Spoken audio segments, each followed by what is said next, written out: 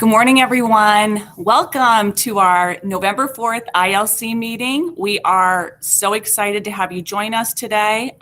We want to welcome our community partners that are joining us on this call, as well as district level personnel and the consultants that are also joining us today. We have a great meeting planned. We're going to be hearing from Lori McLeese from the Junior Achievement of North Central Ohio, Joel Harris from Tom Todd, and also we'll hear from Dr. John Richard from Stark Educational Partnership. Before we get started in our meeting today, I would like to just make a quick announcement. As we look ahead to the new year and some scheduled technology upgrades here at the ESC, I wanted to let you know that we're exploring the possibility of offering our ILC meeting as a hybrid option. Continuing to be remote for those of you that prefer that option, or face-to-face for those of you that would prefer being on site. So please stay tuned for more communication that will be coming in December. Just wanted to get that announcement out there. So we're ready to go ahead and go to the next slide. Thanks. In our agenda today, as I mentioned, we'll be hearing from our community partners. We've got some great folks joining us today. We'll also talk a little bit about some upcoming opportunities that we have available through Ohio Materials Matter, the ACT mini workshops, and the Inspired Youth Award that we'll talk a little bit about as well. We're also going to hear some updates today from SST9 as well as our ESC curriculum consultants. Just a reminder about our norms for today's meeting. Please make sure that you will place your microphone on mute and utilize the chat box to ask questions and just be part of the conversation. Also, a quick reminder about attendance. Make sure that you sign in so we can make sure that you are accounted for and that you get the certificate sent your way. Also, if you're interested in our slides, there's a link on the left-hand side for you to access. If you'd rather use the QR code to access the attendance, that's an option as well. So at this time, I'd like to turn it over if we have Lori McLeese with us. Lori, are you there today? I am. It just, my name says you on. Well, yes, I think that says it all, Lori. We just want to welcome you. Lori is the president of Junior Achievement of North Central Ohio. And Lori, we are thrilled to have you join us. And at this point, I will turn it over to you because that's your name. You are here today. So welcome. Good morning, everyone. Thanks so much for allowing us time to speak to you about all the things going on at Junior Achievement, plus a new initiative that we will be launching next academic year. But before I get started, I want to say that I have two of my amazing team members with me. Denise Schaefer is our Vice President of Programs, and Brittany Wells, not Rowe, that was her maiden name, is our program manager in Stark County. So we're going to take a little time today to update you on all things JA, but specifically a new initiative. But before we get into that, I want to talk a little bit about JA Virtual Inspire. Many of you participated in that last year. We had over nearly 7,000 kids participate, 69 schools, 70 companies, and about 760 careers represented. This is available for 7th through 12th grade students. We are launching it December 1st this year, and it runs through the end of May. So if you are interested in learning more about our virtual career exploration fair, we have middle school and high school curriculum available this year, but we need to talk to you fairly soon. So reach out to Brittany if you'd like more information on that. I'm going to ask Brittany to put her contact information in the chat. But just a couple quick statistics from last year. After the event, 91% of the students surveyed said they successfully knew how to navigate a job interview. 83% feel more informed to make course decisions based on their career path. 81% are aware of high wage and in-demand jobs in our region. And 79% of students surveyed, about a third of the students completed our post-event survey, are considering new career fields. after going through our event. So we would really like to offer the opportunity to as many of your students as possible, because it really did have a great impact on the students that participated last year. And then with that, we're going to talk about our new entrepreneurship initiatives. So lots and lots of things going on at JA. So over the last couple of years, I'm sure some of you know, we have a very successful JA company program in Stark County. Specifically, Hoover, Lake, Glen Oak, and Jackson are participating in that program this year. It's very immersive, it's year-long, and I'm sure you know that the kids at Hoover won our JA National Championship last year. So we are well into that program for this year, and it's going really well. In working with Strengthening Stark over the last couple of years, it is the desire of a lot of community leaders to spark more entrepreneurial thinking in our students, create more entrepreneurs in Stark County. And so we've been talking for a couple of years about how to do that. And while we initially would love to have the company program in every school, it's a lot to implement that program. So we went back to the table, and Junior Achievement has a newly designed program. It's been around for a while, but it's been redesigned, and it's called Be Entrepreneurial. And with the help of Strengthening Stark, it is our goal to get this program into every Stark County high school phased in over the next 3 years. So right now, this program is already happening at Lake and McKinley, and we're on the bubble with Marlington. So if you want to go ahead and advance the slide, Brittany's going to talk a little bit more about the program and what it looks like. Good morning, everyone. So this program is going to be geared towards 9th through 12th grade, so high school students. There are 3 modules. Each module is going to be comprised of multiple 45-minute sessions. So there's Think Like an Entrepreneur, JA Creative Problem Solving, and JA Rapid Business Planning. Go ahead. Yeah. The program is, well, all 3 modules are going to be blended. So that's going to have teacher-led content, volunteer opportunities, and self-guided content. And this is just going to help with flexibility. There's more flexibility with the fact that you can do just one of the modules, or you can do all 3. And each module at the end is going to have some sort of self-guided project for the students to create an artifact, just to show what they've learned from the experience. So the first one is going to be JA Creative Problem Solving. Students learn apply design thinking and innovative process for problem solving used by entrepreneurs to brainstorm customer-centric ideas. So this is identifying the problem, focusing on the customer, and then coming up with a solution. This one's 4 sessions with a 5th optional. The next one is my personal favorite. This is JA Think Like an Entrepreneur. So this is a minimum of 2 sessions. The 3rd one is optional. And for this one, they are developing the mindset of an entrepreneur. And I think what makes it inspirational and special is the fact that they share stories of entrepreneurs and what they've gone through to develop that mindset and to be successful. So they talk about Damon John, the owner of FUBU, and how he got turned down so many, I think it was like 150 banks turned him down. But as we all know, he was on Shark Tank, and now he's very successful.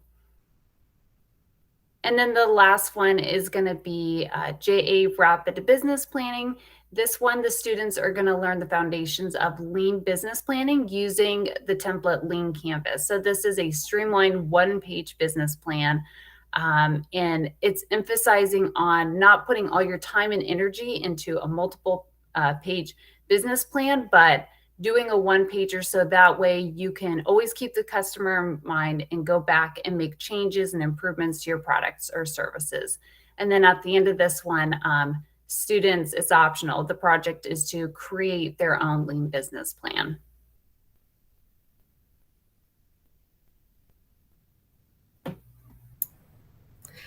One opportunity we have with this Be Entrepreneurial program is to have a student competition, just like we do with our company program. JA's competition is called Social Innovation Challenge. So individual students or small groups can create a video to pitch their product idea. We will develop a local competition, and then there's an opportunity to compete on the national level as well. Here on the slide, you can see some of the prizes that were distributed last year during this national competition that's sponsored by Chick-fil-A Foundation. This will enable students to perfect their pitches and then also participate in the local Stark Tank business pitch competition. So one of our goals for engaging more schools and more students with Be Entrepreneurial is for them to get more involved with Stark Tank as well.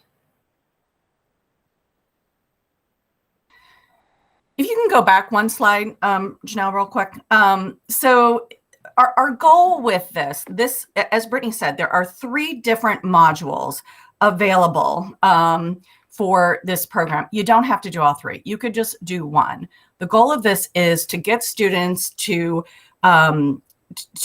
be ready to pitch to this Stark Tank competition. So we're actually not going to have a local competition. This will be the local competition that we're gearing students towards at the end of this. They can have the option to participate in our national competition. But again, there's a group of entrepreneurs in Stark County looking for those entrepreneurial ideas, and we want to drive those ideas to this competition. And so through JA Be Entrepreneurial, it can be a 2 to 6 lesson curriculum to help bring that entrepreneurial mindset out in students and help prepare them for this competition. So I want to just take a minute and see if anyone has any questions so far.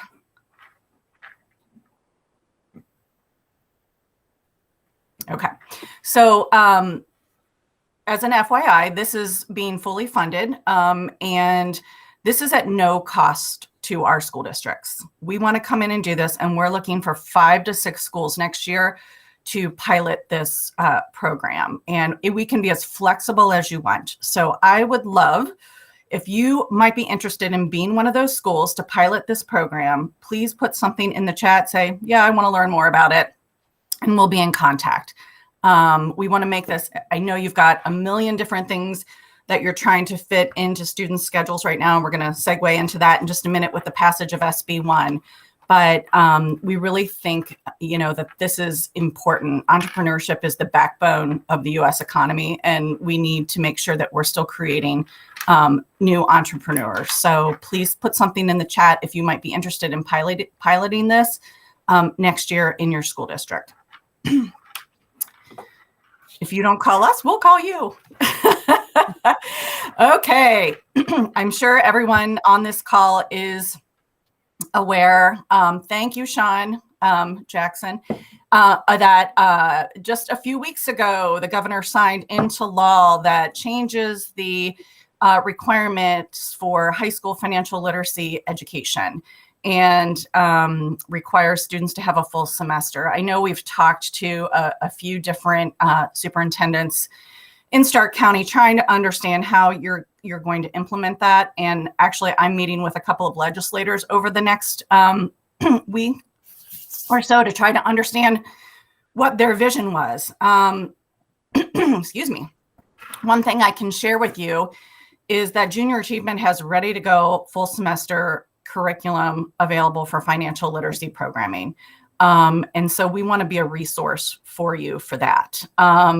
We are still working through how we would implement that because we have a very lean staff. But so there would probably be some type of curriculum cost. More than likely, it's going to be less than what you would pay another provider. But we do have some great programs available to you. I don't know if you guys are aware, but there are what are called Junior Achievement 3DE schools popping up throughout the country, and they are full Junior Achievement high schools. And so we have curriculum written for those high schools that we can have access to. So one program in particular I spent 15 years in banking, and I looked through the curriculum. I understand, having dealt with people every single day, where some of those gaps are and what people understand and what they don't understand. So we have a program called Financial Literacy. So the program highlights for that is it's a semester-long blended course. We can give you printed materials if you want them. It can be all online. It's very, very flexible. In the instructional contents, divided into themes with a business-based case study and a semester project. So the themes are employment and income, money management, credit, debit, and keeping your finances safe, and planning for the future. So it highlights on so many different things. And I can tell you, I have 2 kids in college, and they did not learn enough about financial literacy in high school. They weren't in Stark County. But it's so important that we're teaching our kids how to manage their money. But I do know that you guys are all trying to figure out, okay, where are we going to put this? Where are we going to fit this in? So we want to be there to help you. So if you're interested in learning more about what we have to offer, I would love for you to also reach out to us, or just put a note in the chat. I know Brittany is writing all of this down right now, but I want to show just a quick video about our semester-long programs. The JA High School Experience is a series of multiple one-semester elective courses designed to empower students to own their economic success. The courses are based on state and national standards and immerse students in at least one of JA's 3 pillars: entrepreneurship, financial literacy, and work and career readiness. The JA High School Experience courses use relevant, age-appropriate examples to demonstrate how the concepts apply to students' lives, even while still in school. Each course is presented in a blended learning format, which means that a variety of materials are offered, both digital and printable, for use online and in the classroom. Every course is accompanied by state-creditable instructional content that includes a semester-long project and a business-based case study, which integrates interdisciplinary lesson core principles. Combined, these components equip students to learn concepts that meet educational standards, synthesize elective concepts, show learning through tangible artifacts, and demonstrate competencies for future success. Courses consist of teacher materials and student materials. The model allows teachers to present the JA materials as well as add their own materials to the courses, particularly if they wish to address a specific need in their district or state. The courses include hands-on classroom activities, online interactivities, and a wide variety of media to watch, listen, explore, and engage with. Each program is divided into themes, and each theme has multiple class lessons. Designed to meet the needs of teachers in diverse classrooms, those with limited technology and those with significant technology and experience and wish to run their classrooms with workstations or as a flipped classroom. The courses are teacher-led with multiple opportunities for volunteer engagement throughout the semester. Volunteers engage with students by serving as a subject matter guest speaker, aligning with the topic included in the course, or they may engage as a coach or advisor for a case study or project. Over the course of the semester, a single volunteer or multiple will engage with students 5 times or for 5 hours.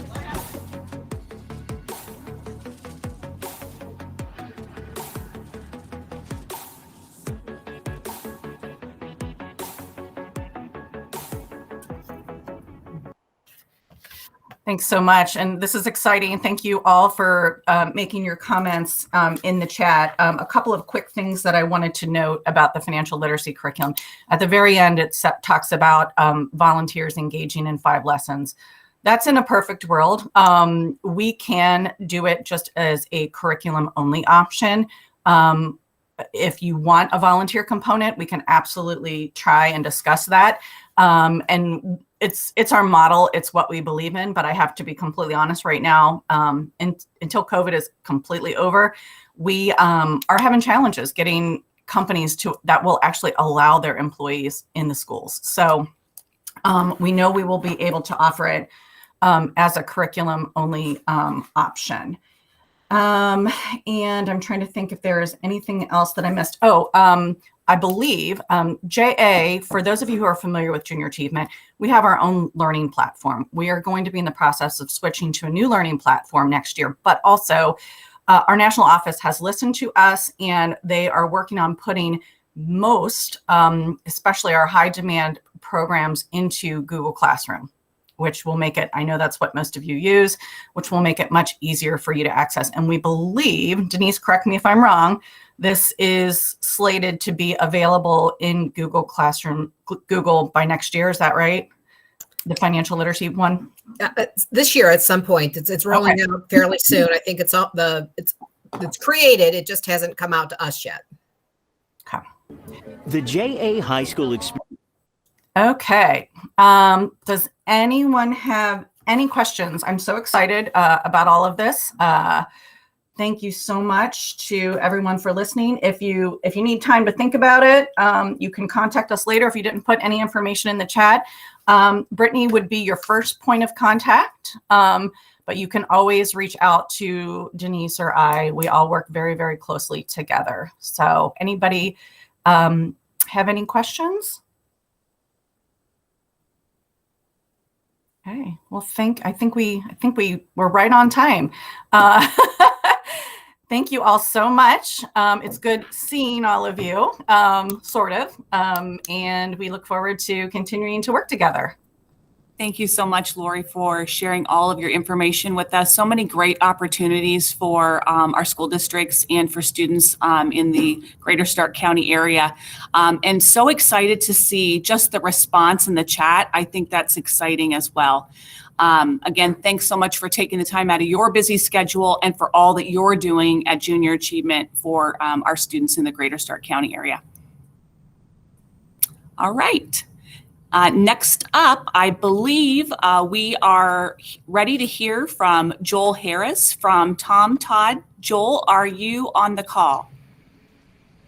This is Patty, Janelle. I just had an email with Joel was planning on 8:45, but he'll be joining here shortly. Okay, very good. We will just go ahead and shift. We were ready for that. So we are ready for SST 9 then. We are glad to have our friends from SST 9 joining us today.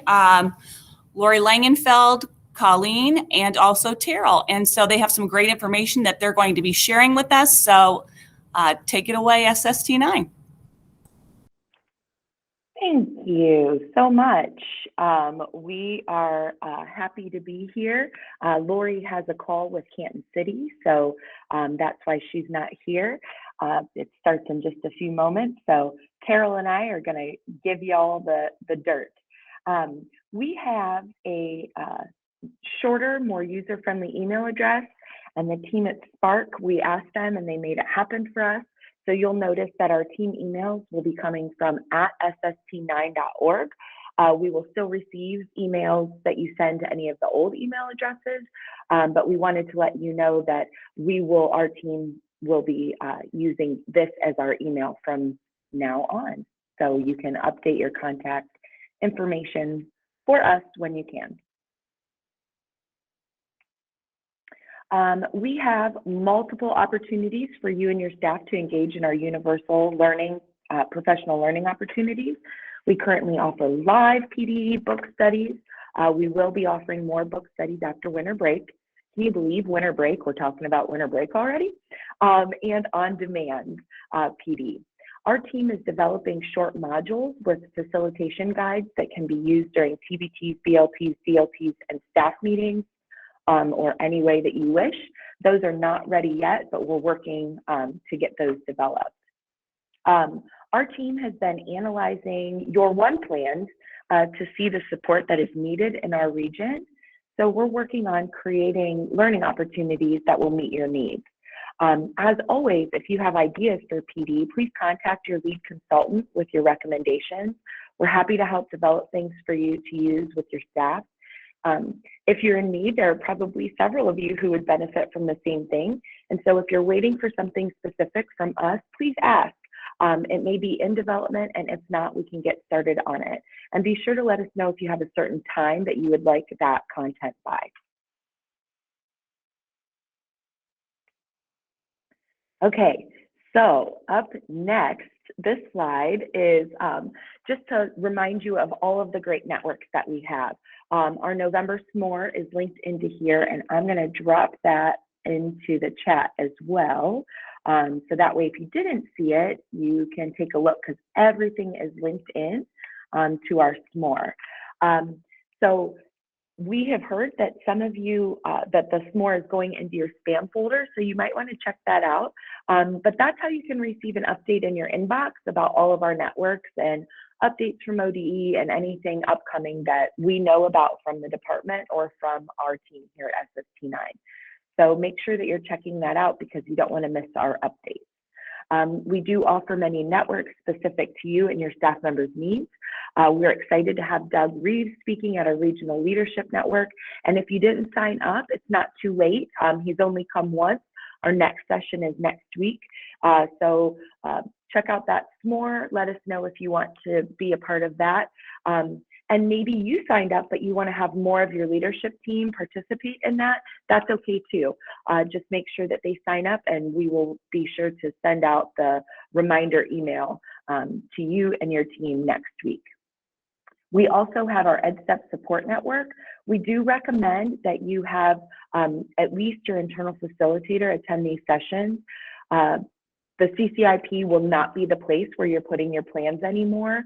The department is creating a new platform, and so we at SST9 want to be able to provide you that technical support, and also not just with the platform, but also with writing solid 3-year and 1-year plans.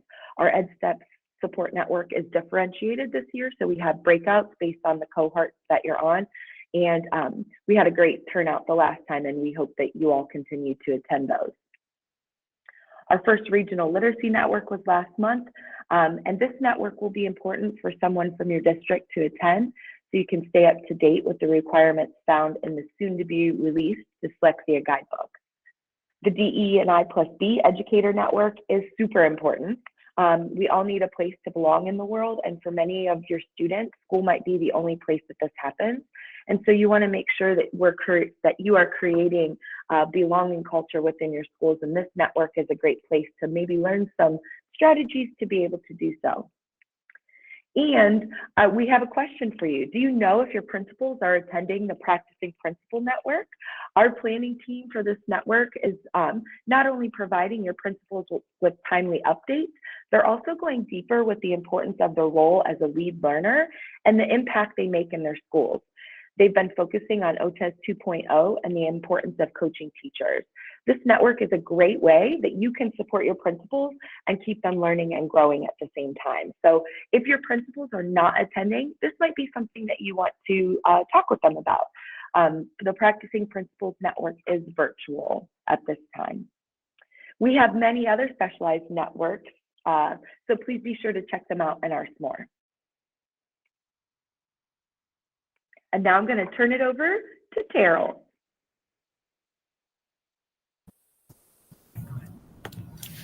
Good morning, and thanks for having us today. I have a special follow-up following JA's presentation and all the wonderful supports and services that they offer to our students to ensure that all of them are career ready, or at least ready to continue on working towards their career when they leave us. So with that in mind, Lori opened up with a little information about JA Inspire Virtual this year. So SST9 has partnered with JA, Stark County ESC, and Tri-County ESC to offer an information session on JA Inspire. Remember that Lori said that this program is for all middle school and high school students. The goal is that you would be able to embed this throughout your content areas so that students can be aware of the many, many careers that are attached to all the content that they're learning. So we need to give our students the why to get them more engaged in what we're doing in our buildings. As Lori mentioned, the Inspire is going to be available virtually on demand from December to June. So there really is no barriers to having every district and every middle school and high school student in our region getting access to this program. So with that in mind, we want to make sure that you have at least one representative from every middle school and high school in your district participate in this information session so that your district can be ready to provide this opportunity to students. The session that JA is going to facilitate for us will be on November 15th. I believe that's a Monday. It's from 2:45 to 3:45. We tried to think about when we could get the most people participating, knowing that about the first 30 minutes will be the content. JA will go over what's involved with Inspire, how you can implement it in your buildings, how do you access it, those kind of things. And then the last half hour should be for Q&A. So I just checked registration before we started the meeting, and there are only 10 of the 22 Stark County districts registered right now.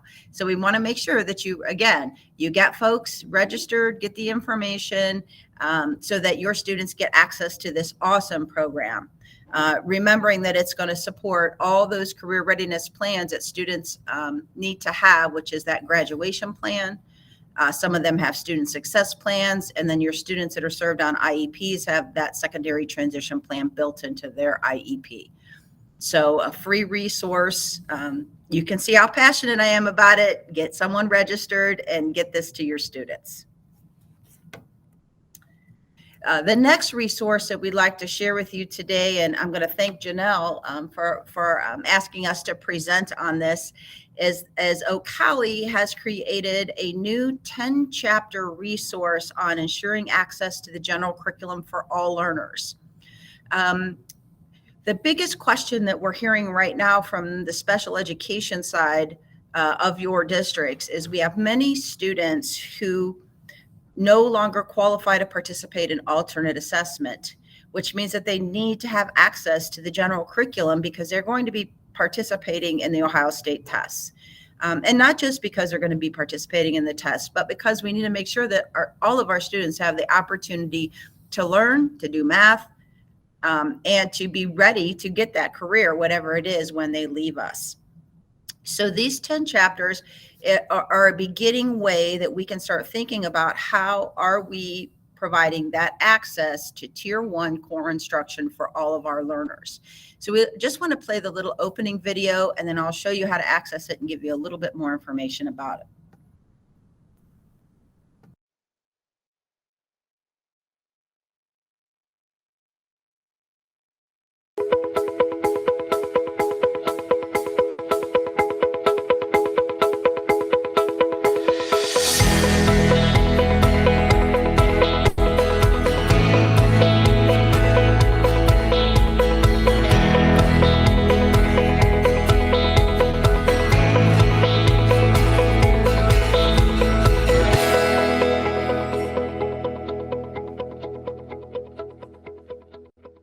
Hello and welcome.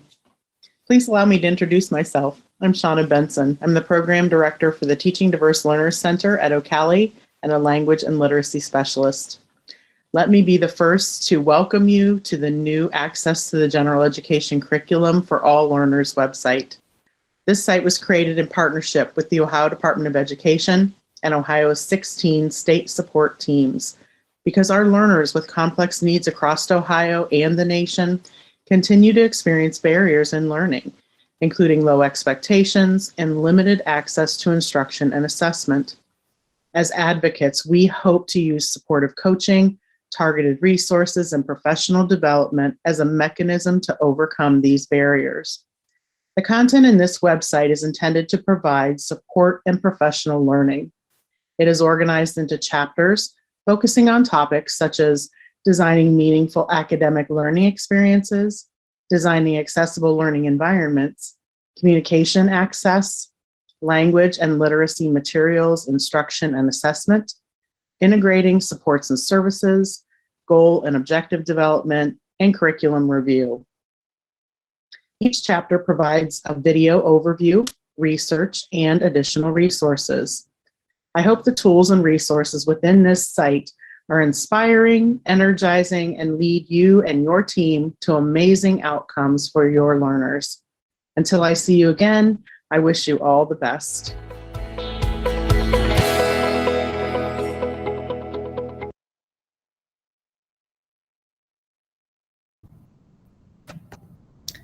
Okay, so that's just an overview of what these modules are about. Now I'm going to just quickly scroll down and show you a list of what is available in the 10 chapters. You can see that the intro chapter is about disposition, Tier 1 core instruction. I won't bore you with reading all of them.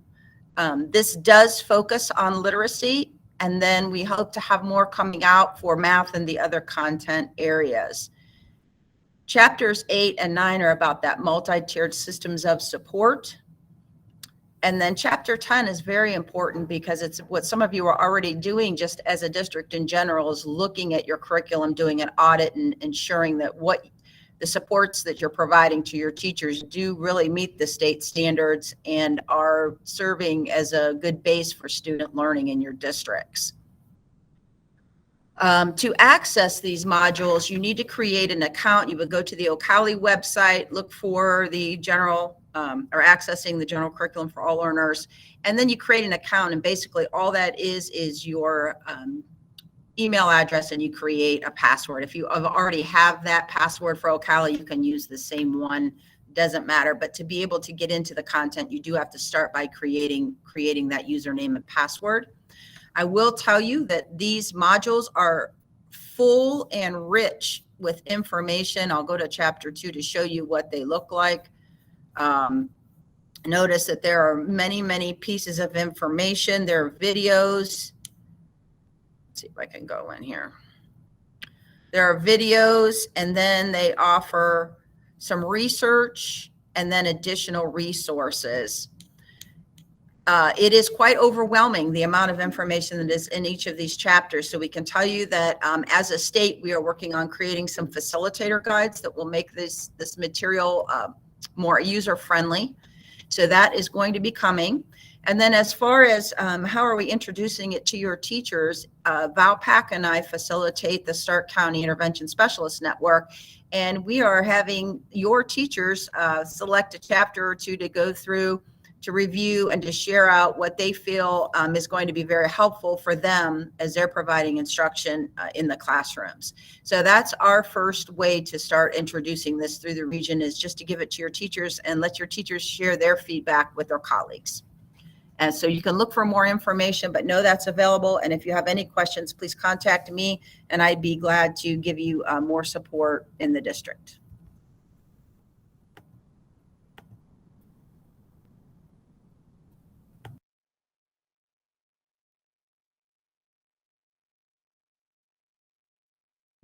And with that, I'm going to thank you for your kind attention today and turn it back to my colleague, Colleen. Thanks, Terrell.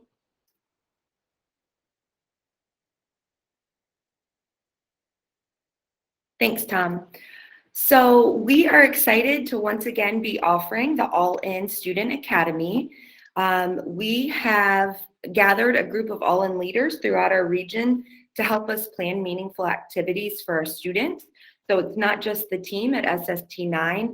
I believe I got everyone listed who's been helping us kind of plan all in for all of our coordinators, our meetings with our coordinators, and our activities with our students. So if I missed your name, I apologize. We are providing more support to our student coordinators by having bi-monthly check-ins, every other month check-ins, and providing lessons and activities in Google Classroom for them to use.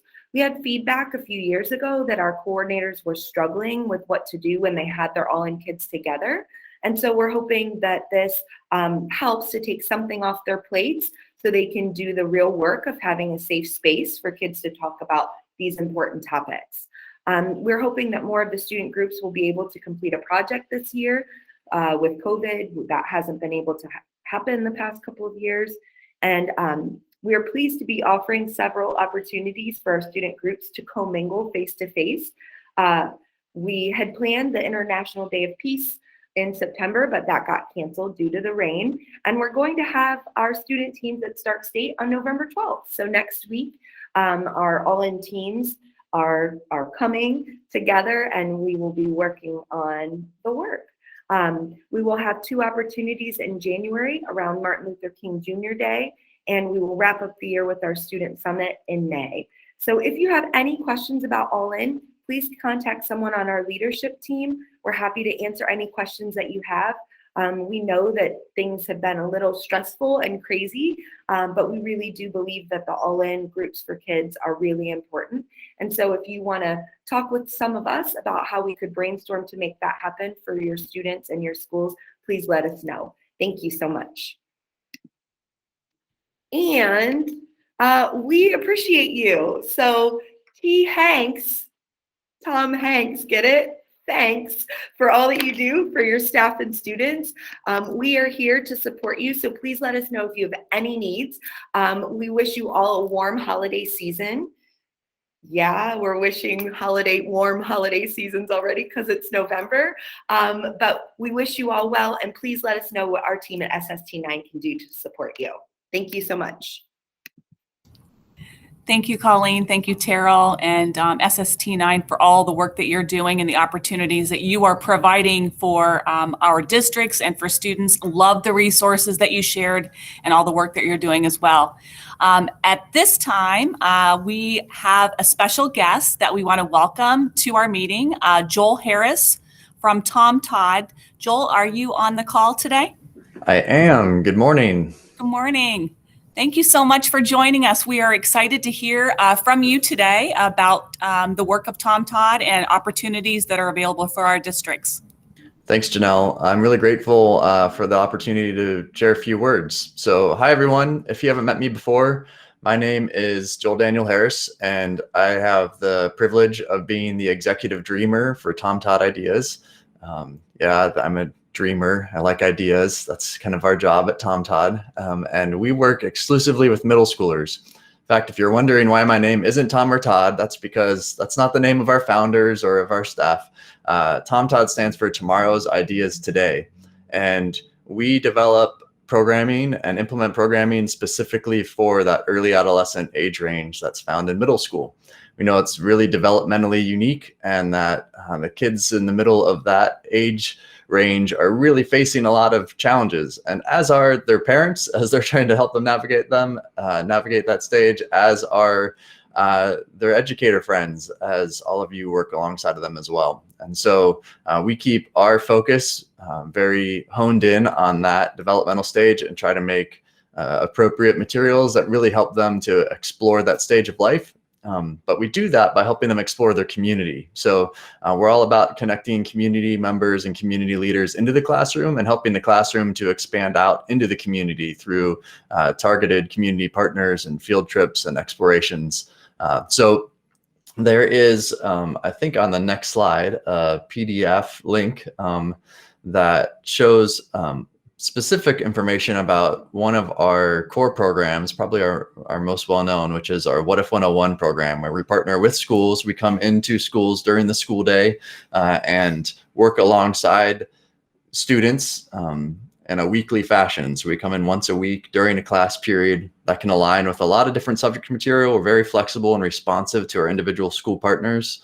And but we walk students through a design thinking process and really hone in. The outcomes for students are focused around social emotional competencies and around those 21st century learning skills. So we have strong alignment with the ODE 5-year plan and with the outcomes that we're needing to deliver for students. But for the middle schooler, what it looks like is that they hear their voice being valued, and they get the opportunity to be heard, and they get the opportunity to share their perspective and their ideas out into the community. So there's really great outcomes for the kids themselves, that they feel valued and respected and engaged, and great outcomes for the school. They get to deliver on some of the outcomes that we've got to line up for the needs that we have, and great outcomes for the community, where we regularly have community leaders and community members who walk away saying, I didn't realize how much middle schoolers had to bring to the table. I didn't understand how much middle schoolers are able to make an impact, and I'm really excited to invite them into my organization, into all the things that I do. So we offer that. Right now, we're partnered with Canton City Schools, with Plain Local Schools, and with North Canton Schools as well here in Stark County, and then additional schools up in Summit County, including Akron Public and Barberton. And we've worked with a variety of other school districts here in Stark and Summit. And Right now, I'm beginning to explore scheduling for next fall of 22, and would love to have conversations around our What If 101 programming. Additionally, we offer after-school programming, and I know after-school is an area that more schools are looking into right now and exploring with the changes in federal funding. And so we are working in new partnerships with Plain Local and delivering after-school programming. Also exploring that with some other districts. And so we call our after-school programming creator clubs. And we understand that kids, when they come after school, are sort of in a different mind. They've gone through the school day, and now they need a different approach. And so we really, our team works with them directly in that after school type of program model, and we can connect on that. And then the other thing that I wanted to specifically mention today is we are actively working on next summer as well. We offer summer camps in partnership with the City of Canton and with the City of Akron, but a new project that we pioneered this past summer was working directly with school districts and integrating into their summer enrichment programming. And so we partnered with Kent City Schools and with Plain Local Schools on summer programming that connected with the things that they were doing during the summer. So that can look like our team coming on site to where summer enrichment opportunities are offered at the district, or it could look like us hosting students out in the community at community partners. We've done multiple models, and really we don't have a facility that we bring students to, but we're very deliberate about engaging middle schoolers with community partners. And so that could look like local art galleries or local youth programs, local businesses and organizations. Gives the middle schoolers the chance to see the community around them, see where they fit in, see the kind of difference that they can make, and see how they could engage for positive outcomes.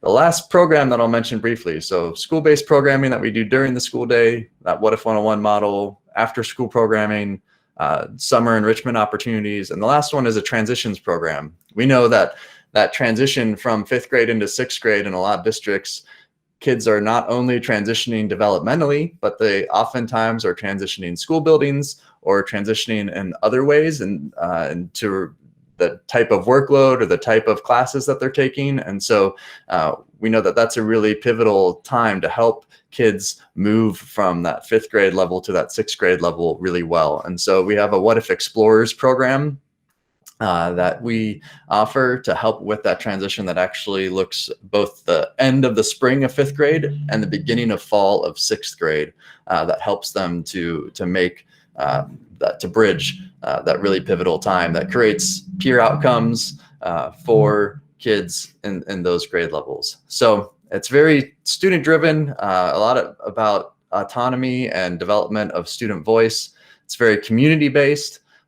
And looking at what are issues and opportunities in the community to engage. And we've had really strong outcomes in terms of those critical and creative thinking skills that students need to excel both today in school and tomorrow in the workforce. We've got some great partnerships with the Ohio Department of Education and support from there as well. So I'm happy to talk with anyone more about this. You can drop contact information in the chat if you would like me to follow up with you. I'd be happy to do that. You can also reach out to me directly. I'll put my email address in the chat. It's just jdh@tomtoddideas.org. You can see more about us on our website, which is on this PDF, and you can read more about the specific What If 101 program, which is also on this website. On this PDF. So if there's anything that you'd like me to follow up on, just drop your contact info in the chat, and I'd be happy to chat with you. Thanks so much. I really appreciate this time and taking time to listen to me among so much information. So. Thanks so much, Joel. It looks like from the chat, we have Lake, Carrollton, and Louisville are interested in learning a little bit more. So we so appreciate you taking the time out of your busy schedule to share the great things that are happening with Tom Todd. And I will have to say, as a former middle school teacher, I always said, if you can harness all of the creative energy of a middle school student, you can change the world. Those kids are world changers for sure, but it's just making sure that we can harness all those great creative ideas and getting them moving forward. So we appreciate all that you're doing in that area. Thanks so much again. All right, Thanks, we're going to Janelle. go ahead and segue to the next portion of our meeting, which is just want to give you an update as far as some opportunities that are available through the numerous partnerships that we have here at the ESC. So just as a follow-up to our October curriculum directors meeting, we had the opportunity to hear from Sherry Burcham, director, and Carrie Martinez, assistant director, from the Office of Learning and Instructional Strategies at the Ohio Department of Education. And they provided a great overview of the opportunities and resources that are available through Ohio Materials Matter. And as a result of that, there were many people that mentioned they would like the opportunity to hear more. And so we're setting up a follow-up session with Carrie and Sherry. And I'm hopeful to have information either today or tomorrow as far as when that follow-up session will be. It will be a 1-hour session. We will record it. I will send information out to the curriculum directors. It will just be a Google Meet meeting, 1 hour. They're really going to talk more about the idea of as you're looking at different curriculum options, and then once you've adopted, what does it look like as far as the implementation standpoint? So they'll be sharing some of those resources. We're excited about that opportunity. In addition to that, we are going to be hosting the ACT mini workshops. As of today, the date will be December 14th. I'm waiting more information from Victoria at ACT to provide you with information as far as flyer and workshops and timeframes. So as soon as I have that information, I will be sending that out as well. And then finally, just another great opportunity, which is through the United Way of Greater Stark County, which is the Inspired Youth Award. The deadline for that is November 24th. If you could go ahead and go to the next slide. Perfect. Thank you. Just some information on this slide about the details, how to submit a nomination, and then if you really want to be inspired, I encourage you to check out the past recipients of the award. That's great information, and just to see the very great stories and just the folks that were able to receive that award, very inspirational. So I think you would benefit from reading those as well. You may want to pass this information on to your principals or counselors. So just wanted to pass that along to you as well. But again, the deadline for that is November 24th. Okay, question for the chat. Great question, Anna. They are determining it's going to be more for educators versus students. That's my understanding. But I will, as soon as I have that information, I will send it out. We're more of a host site, and I'll pass that on as soon as I have all of that information. But thank you. All right. We're going to go ahead and move on right now to Tom Nunziato, who's going to talk a little bit about value added and some evaluation updates. Good morning, Tom. Morning, everybody. Thank you very much. Couple quick things. First, I shared these videos out earlier in the week. The goal is to be short and sweet, to give everybody a very brief understanding of the dashboard, where to find some of the reports, some of the parts of the reports. So feel free to share with teachers, administrators. If you think of something else, let me know. I'd be glad to make some more short videos based on your need. But right now, I thought these would be the best. Also, once your teacher reports come out in late November, we still don't have an exact date, but once they're out and you are interested in having me come out and work with your teachers, I'm always happy to do so. Next, don't forget about the value-added effectiveness levels have changed. So light green is the new yellow. I know that probably doesn't sound as good as the HBO movie, but light green is now yellow. So if you're looking at data and the effectiveness level and the teacher index or building index is between -1 and 1, it used to be yellow. Now that is light green. That's a positive because we didn't like how yellow meant you were doing what you were supposed to do. But now they've shifted everything down by legislators The bottom line of that slide gives a little bit more information about the change in law, but I just want to point that out so that when you're looking at data and in your head, you're working with somebody and last year they were yellow and now it's light green. Yes, we need to celebrate that, but make sure we understand that they could still be in the same index or even have slid a little bit within those intervals. So please be aware of that change. If you're looking at your data now and on the same screen, if you go on the dashboard, 2019 and 2021 are both on the dashboard for the building and the district. They have changed the 2019 to represent the new effectiveness levels. If you have any questions, let me know. And my last slide here is just we've updated the Evaluator training schedule. We got through a lot. We've still trained over 300 administrators in OTES 2.0. We have just opened up a new OTES 2.0 bridge training.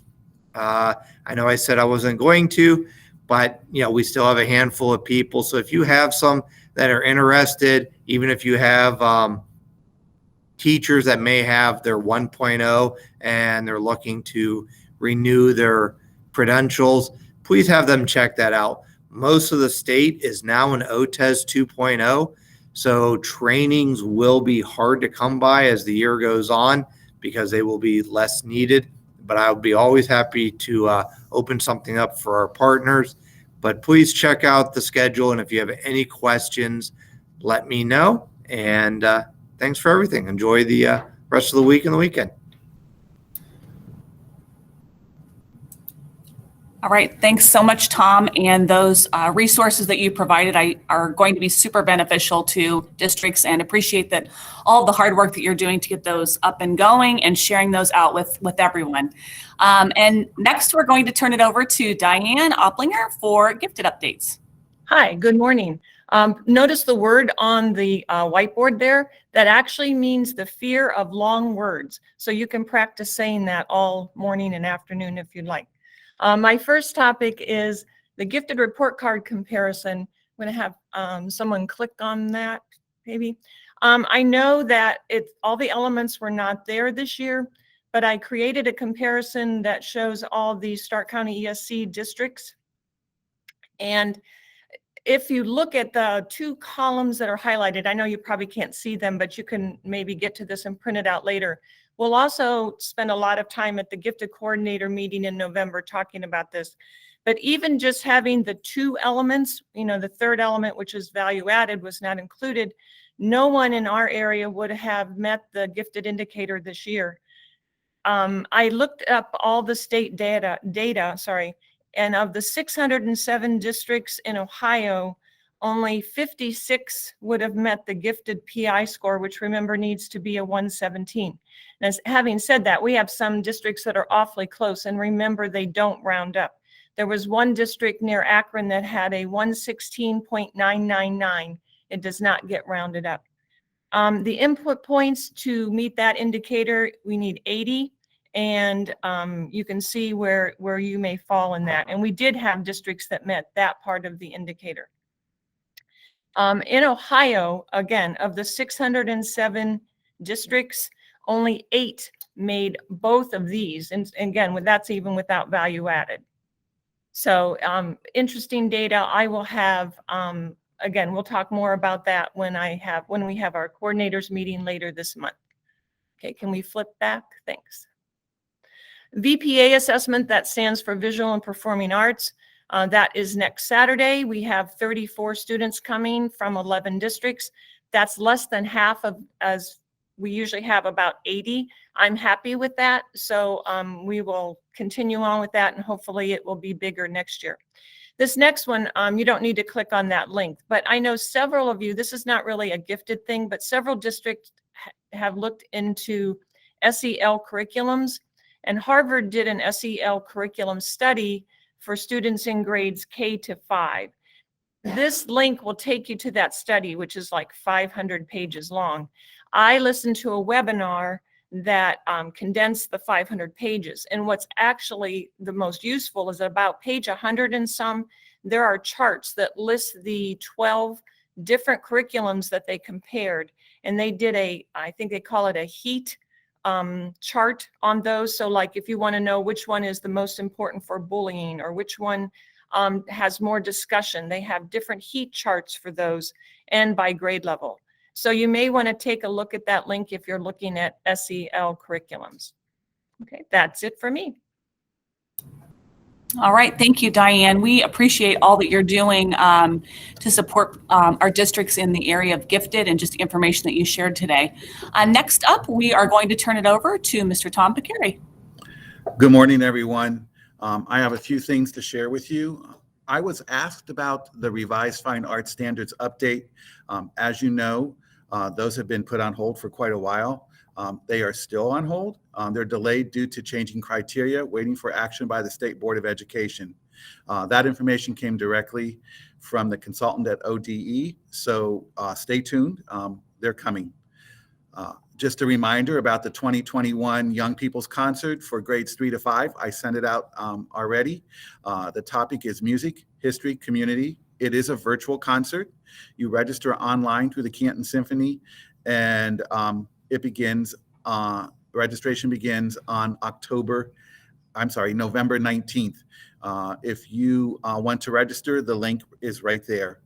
And then the last thing I wanted to share is, many of you have seen this, the Stark County ESC Arts and Culture website. We're not going to open this because I have shared this with many people. I've shared it with all the lead teacher groups. It is going to be a place where we are going to put all of our social studies, art and music information in the future. And if teachers want to share anything about HQSD, there is a form there that they can upload their information and others can learn from their information that is shared. That's all I have for today, so thank you.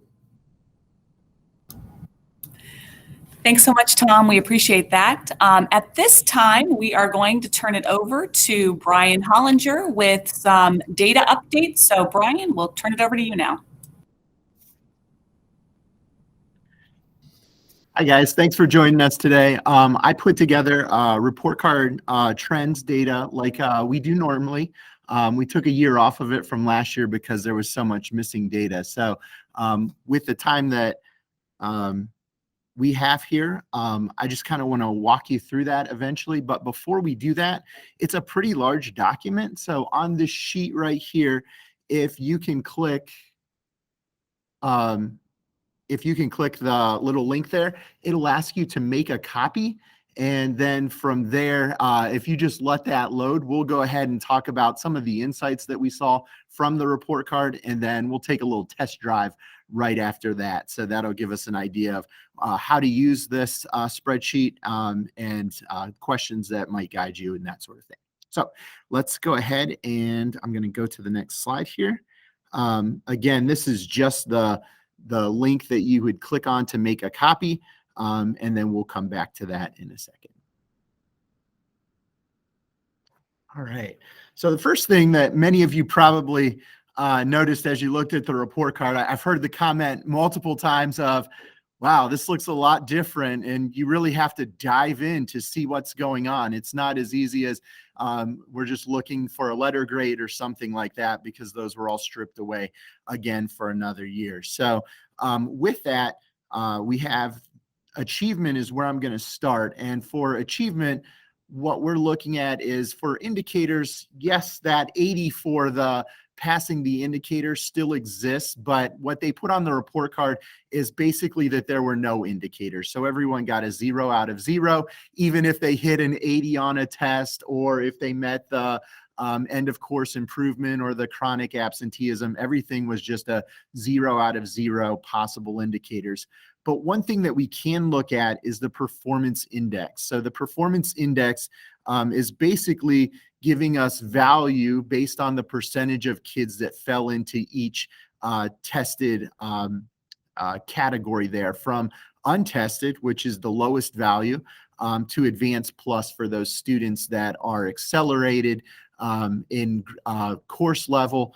and they scored higher, or they scored advanced, so they give them an additional bonus there. As we looked at this, I compared what happened the last time that we had a state report card, which was the 18-19 report card, to what was just released in October. And for the average performance index for the state, we saw that drop 9.528 points, which is a pretty significant drop. And then I compared that to what happened in Stark County, and we dropped 7.773. So also a significant drop, but not the difference that we saw at the state level. I also highlighted these two areas that you'll see on my screen here. The untested. We know it was a crazy year, and it was hard to get all of our students back for testing. We actually saw the number of students untested in the state increase by 2.5%. And in Stark County, our number was only an increase of 1.8, which is still a much larger number than we're used to seeing for untested students. And then the other thing that I wanted to stress is our number of students that fell at, these are the students that actually took the test and they fell in that lowest level. So the number of limited students on the state increased to 7.1%. In the county, 6.3%. So we kind of knew that we were going to see some dips, and this is just kind of evidence of that. So what we're going to do, and one of the things that I will tell, or that I've been telling people, is you're looking at a lot of different data than we're used to seeing. So with that, I know many of you have said, okay, what if I just compare where we're at to where everybody else in the state is at? And that's probably the best strategy that I can put out there, because we all saw that our performance index dropped this year. So comparing what everybody else in the state did is a good idea, but we also need to keep in mind that as we're looking at that some of the districts in the state really came back weeks, just, maybe 3 or 4 weeks before they took that test. So it is kind of hard to compare some of the different things, but I know many of you, that's a great place to start and kind of look at, okay, we were 44th in the state in performance index in 18-19, and then this year we're 33rd. So we moved up compared to everybody else, but there is that. We know that not everybody was in the same situation, and we were very, very fortunate in Stark County to have our students in buildings for a larger percentage of time than a lot of the state. So performance index, we did see some drops, but as compared to the state, not as significant there. All right. So the next one is the progress report. And Tom mentioned this. This was actually set to go into effect on the last report card. If there was a full report card last year with progress, this is what the technical document was set to do. So we saw that everything moved up, and they were going to have those letter grades. When you look at your report card this year, they took those letter grades away and they put those colors in there. So as Tom mentioned, greater than or equal to a +1 gain index is going to be that dark green. And that used to be the light green and the dark green combined there. For the less than or the less than +1 but greater than -1, that was our yellow that we were calling C before. Now that is light green. So we really want our students to be in that light green and the dark green, because those are the students that are showing or meeting that expected growth there. So what I did is I went through, and the report that I was able to obtain here, it actually gives the value added for each course level. So for 3rd grade math, we can look at how all of our schools did, and we can see their value added score for that actual course. If we do that for all of our courses, I think for math and language arts in the county, there would be 132 courses for each of those. Now, out of those 132 courses, 74.2% of those in our county or in our Stark County ESC conglomerate, I'm going to call it. I don't know if that's the word I'm looking for, but 74.2% of those scored in that green and that light green. So the dark green and light green. So that is really awesome.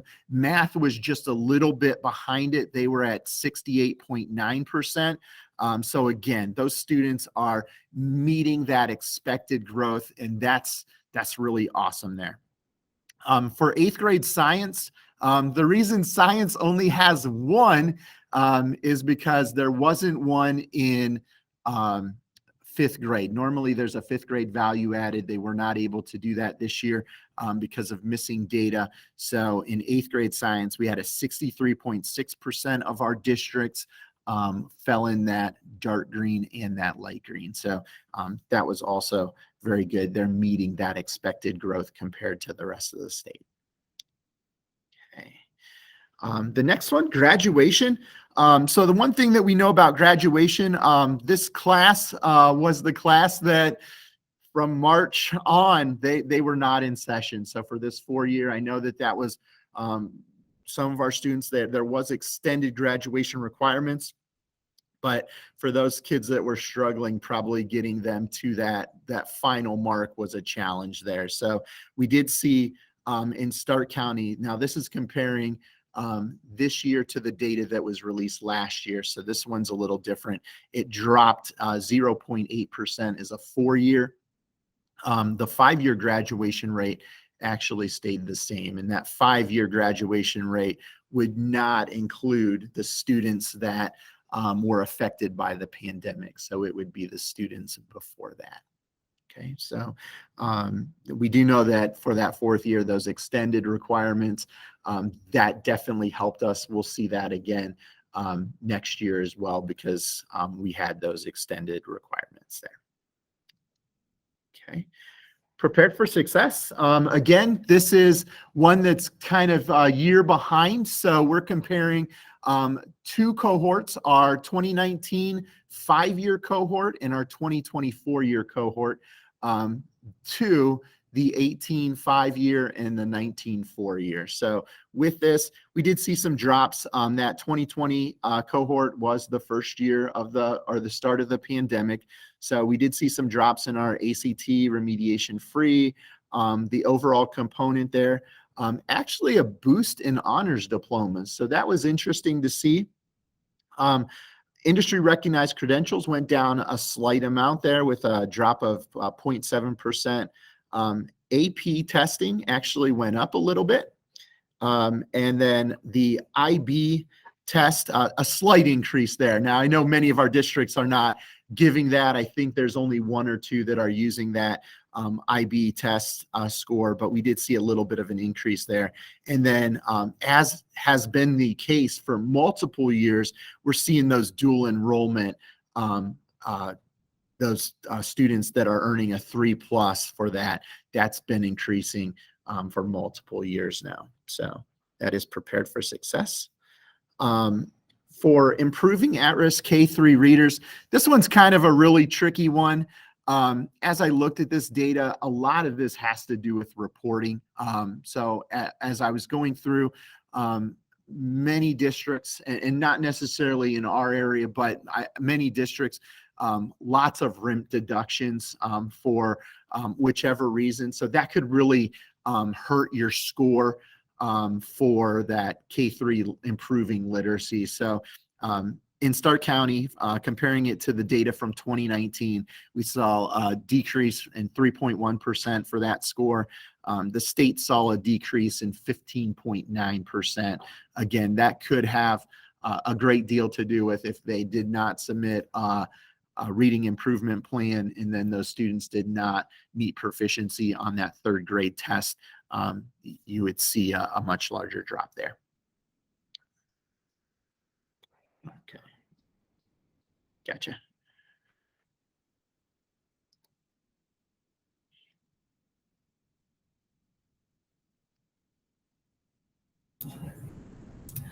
All right. We're going. Yeah. Brian, go ahead. Okay. So What we're going to do is, if you had a chance to make a copy of the report card trends, I'm just going to kind of walk you through that quickly here, and then give you a chance to try it out during our break or on your own time. So if you can see my tab here, this is what it'll look like when you make your own copy.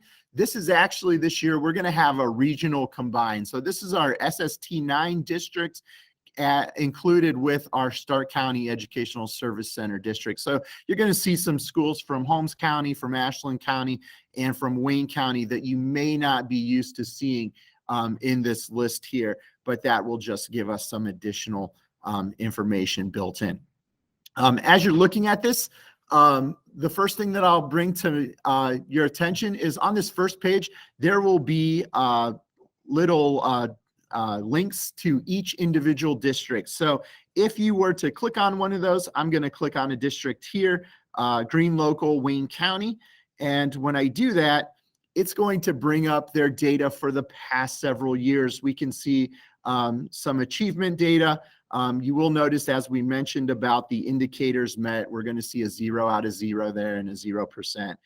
So we are going to see some NRs, some NCs in some different areas, but you do have some data in there. As you scroll down, you'll be able to see all of the test results that they had, and you can compare that back across multiple years, what's been going on in each of those. Gap closing is one of those things that you'll notice if you're looking at it, there's all NRs here in this column.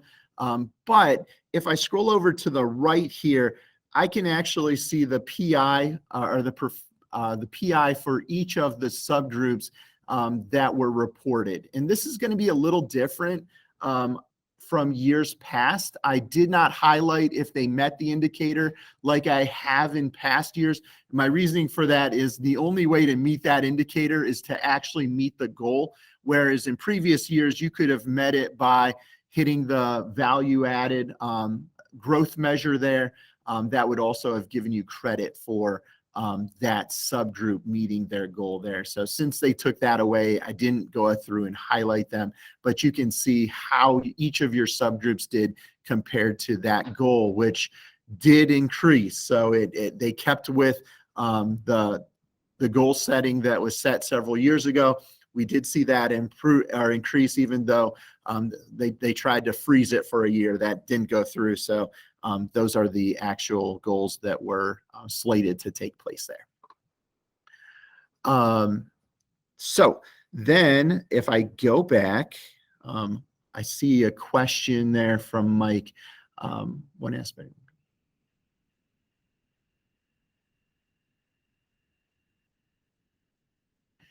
Yeah, Mike. So I know what they had mentioned on that is that they're going to take the, I think they said the top 10% and make that the maximum score for the PI next year when that report card comes out. So there is going to be, they're going to look at the highest performing districts, and from there, they're going to create that as the max. So it's not going to be out of that 120 that it currently is.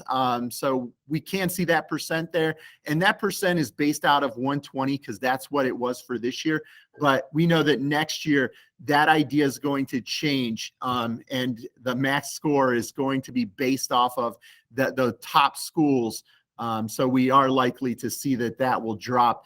And I'll be honest, I didn't actually calculate what that top 10% would be. But I'm gonna trust you that it's probably gonna, based on what we see here, that it would have been 104.7. It looks like there.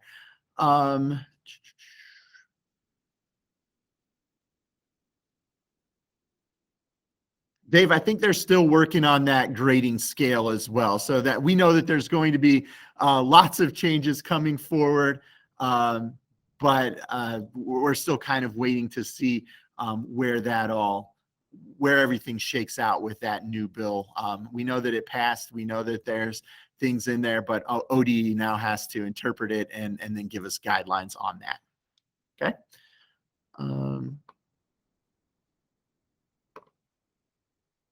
right, so let me go ahead, and then Elaine, yeah, I believe that it's still 117 for that gifted that we're seeing there.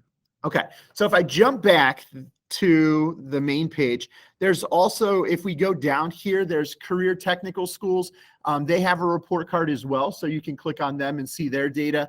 The last time we did this, I got a request for some community schools. So I did not put the links in there for them, but if you scroll far enough to the right, you're going to see some of those community schools that our SST9 team works with, and they're actually considered that SST9 region. So if you are looking for a community school that is in your district, hopefully you'll find it if you scroll over. I know there's a lot of tabs that we're looking at there. The next tab over is the 4-year. Actually, it's more than 4-year now. I think it's actually 7-year now. But you can click on these and go to specific pages talking about the different components there. The component grades, we're really not going to see an update there because everything was an NR for component grades. Achievement, we're going to have a limited there. Assessments, we're going to see all of the test scores there in assessments. Gifted indicator, there's some good information, not as much as Diane's sheet did. So she broke down all of the input values. This is just going to have total input values and PI score there. Gap closing, there really isn't much data that was released there. If you want to look at that, the best place to look is your individual district page. And then the other ones would all have good information on there. So they won't have the component grades, but they will still have the other pieces that have been available in the past. All right, so the next thing that we have here is there's a tab that says single year comparison. So if you want to go back and look at any year, just 1 year at a time, these are all here. The latest is down here, the 2020-2021 school year. That will just be all of this information put into 1 year. This is the sheet that I like. I can see what the whole state is doing. These sheets will all work very similar. So I'll kind of walk you through a couple of them, and then I'll let you try out the rest on your own. So right at the top here in cell B1, you can select your school district. So let's say that I'm going to select Chippewa Local. And then if I highlight that, or when I do that, it will highlight Chippewa Local, or it should highlight Chippewa Local somewhere in the list. And I picked one that's all the way down at the bottom. So right now these are in order by how they are pulled from the ODE site. I can then sort if I want a list of the highest performance index. So if I just come over to performance index, click the filter button right here, it will turn green. And then I'm just going to sort it Z to A so that I have my highest one at the top. And now when I scroll down, I could see that Chippewa Local was 80th in the state based on their performance index. You can sort with all of the different categories that you see there, and that's a comparison to the whole state. So that's the state comparison 2020-2021 tab. The tab right next to it is actually my favorite one because it's comparing to similar districts. So the idea that we'll use here is very similar. B1 will select a district. And this time I'm going to select Ashland City. And with that, currently these are all of our districts and all of their similar districts. So if I want to just look at Ashland City, I can go to my district and I'm going to hit clear because I don't want all the other ones. I just want to see Ashland City. I'll select Ashland City and hit OK. And now what I'm looking at, this is Ashland City, and it's all the districts that are similar to Ashland City. So, and then same idea, we can sort all these. If we want to sort by the lowest chronic absenteeism rate, I'll click on my filter here, and I'll go lowest to highest here. Okay. And now I can look at all the data for the schools that are similar to Ashland City. Now with this, the way that they set these is the same methodology that they've used in years past. So it doesn't take into account, were you in school? Were you virtual last year? But it's the same methodology that we've used in the past there. In addition to that, achievement is where you're going to see all of the state tests. Actually achievement is just the indicators met and the performance index. So I'm going to skip over that one, and I'm going to skip to the one that says assessments. This is where we're going to see all of our state data for state testing going back to 2013-14.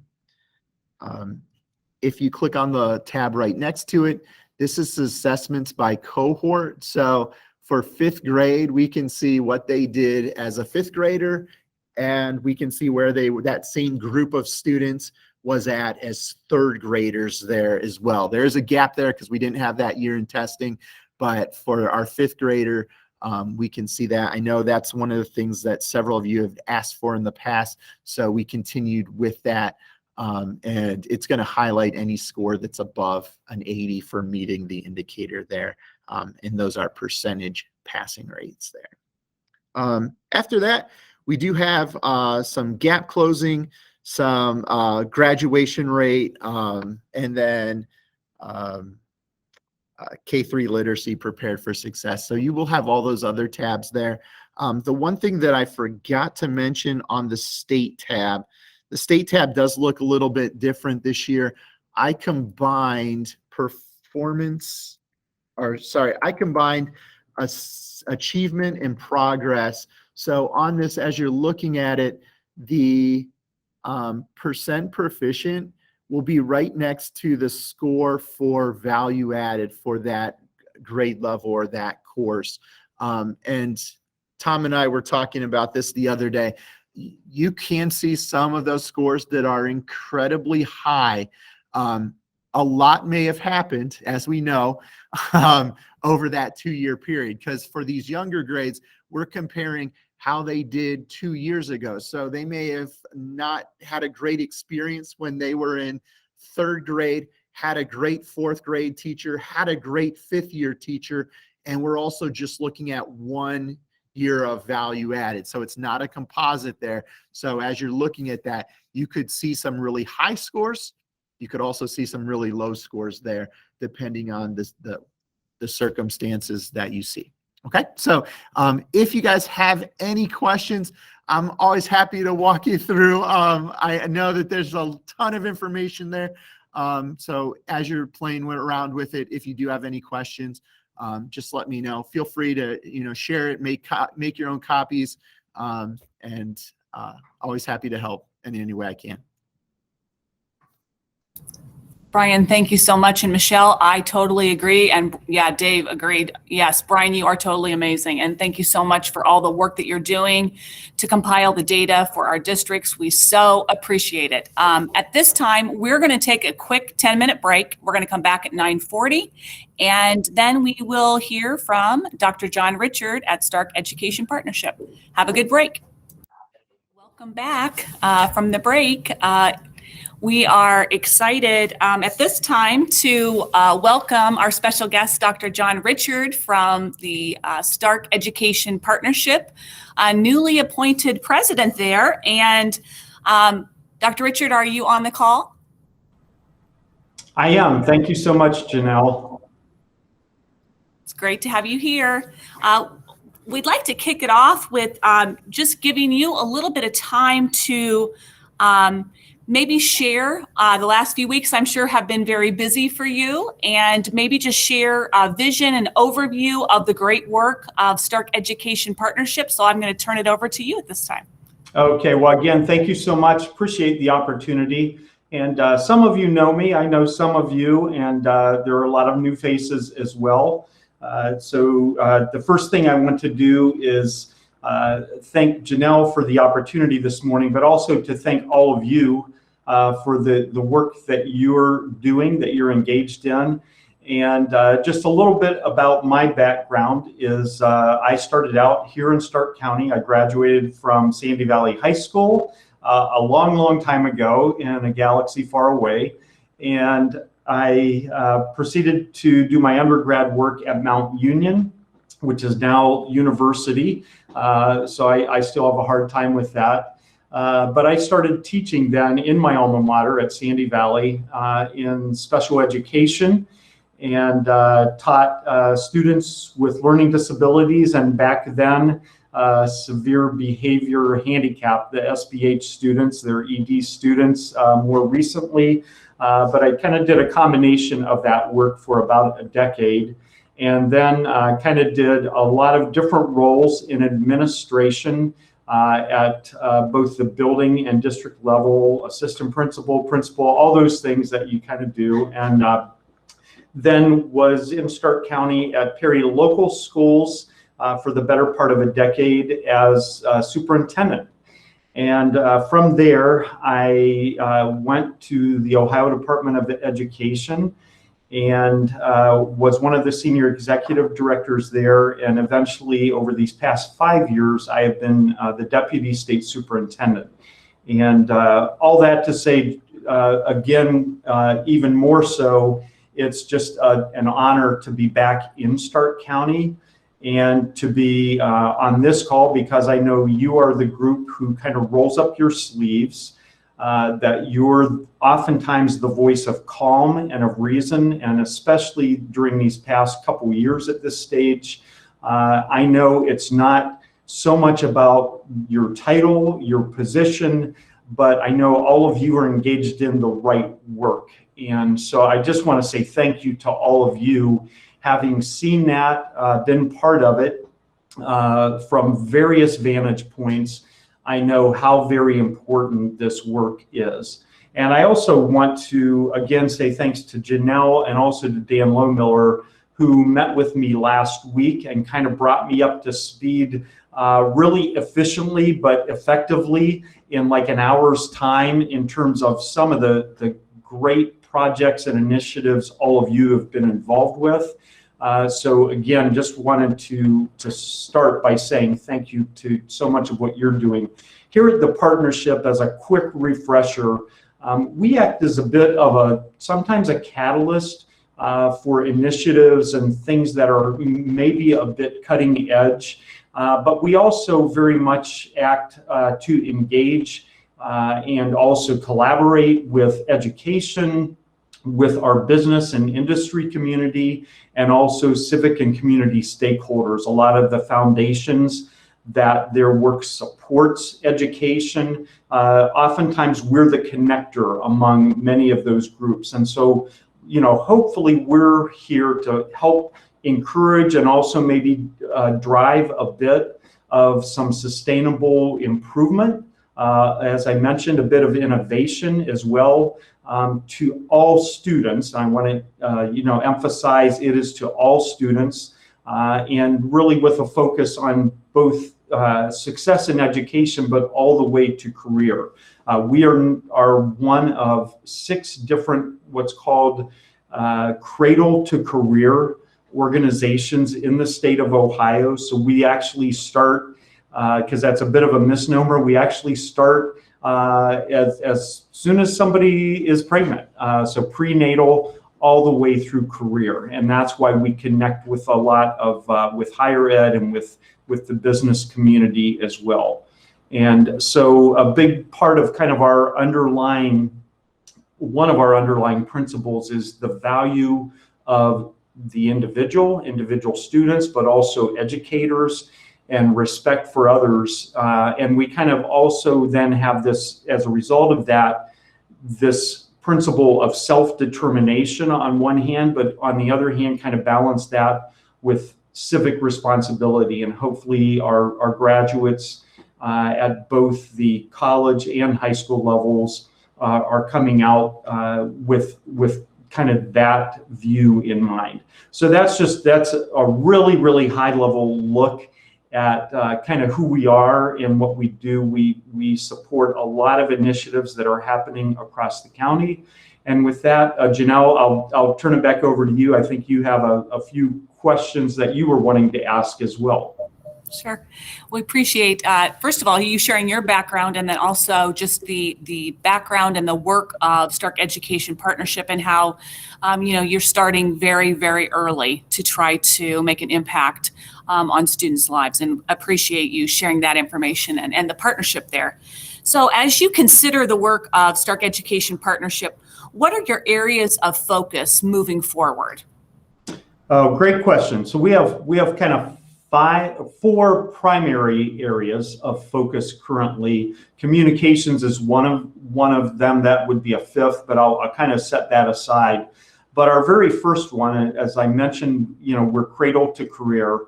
So our first one is really just a focus on being school ready, and the very, very important work that begins prenatal and the support systems in place there. But essentially a major focus area is to be sure or to help ensure that young kiddos are ready for kindergarten, and that they're ready, that we support early education. And so we're involved in a number of initiatives with preschool programs, with the early childhood education center, those types of programs, because we know how much development takes place there. And if we're also concerned about careers, then we know that there's nothing that can take the place of those supports that are necessary in the very early formative stage of a child's development. And so that's one major focus area. The second is, I will just say, it's kind of all the traditional K through 12 work, but it's really, in a nutshell, it's that, we are preparing our students to graduate ready for whatever their next step is. If that's directly into the workforce, if it's military, if it's college or post-high school type education, we want to be sure that our students are ready. So we have a strong emphasis on, again, all the work that all of you are doing in the school settings there. So that's focus area number two.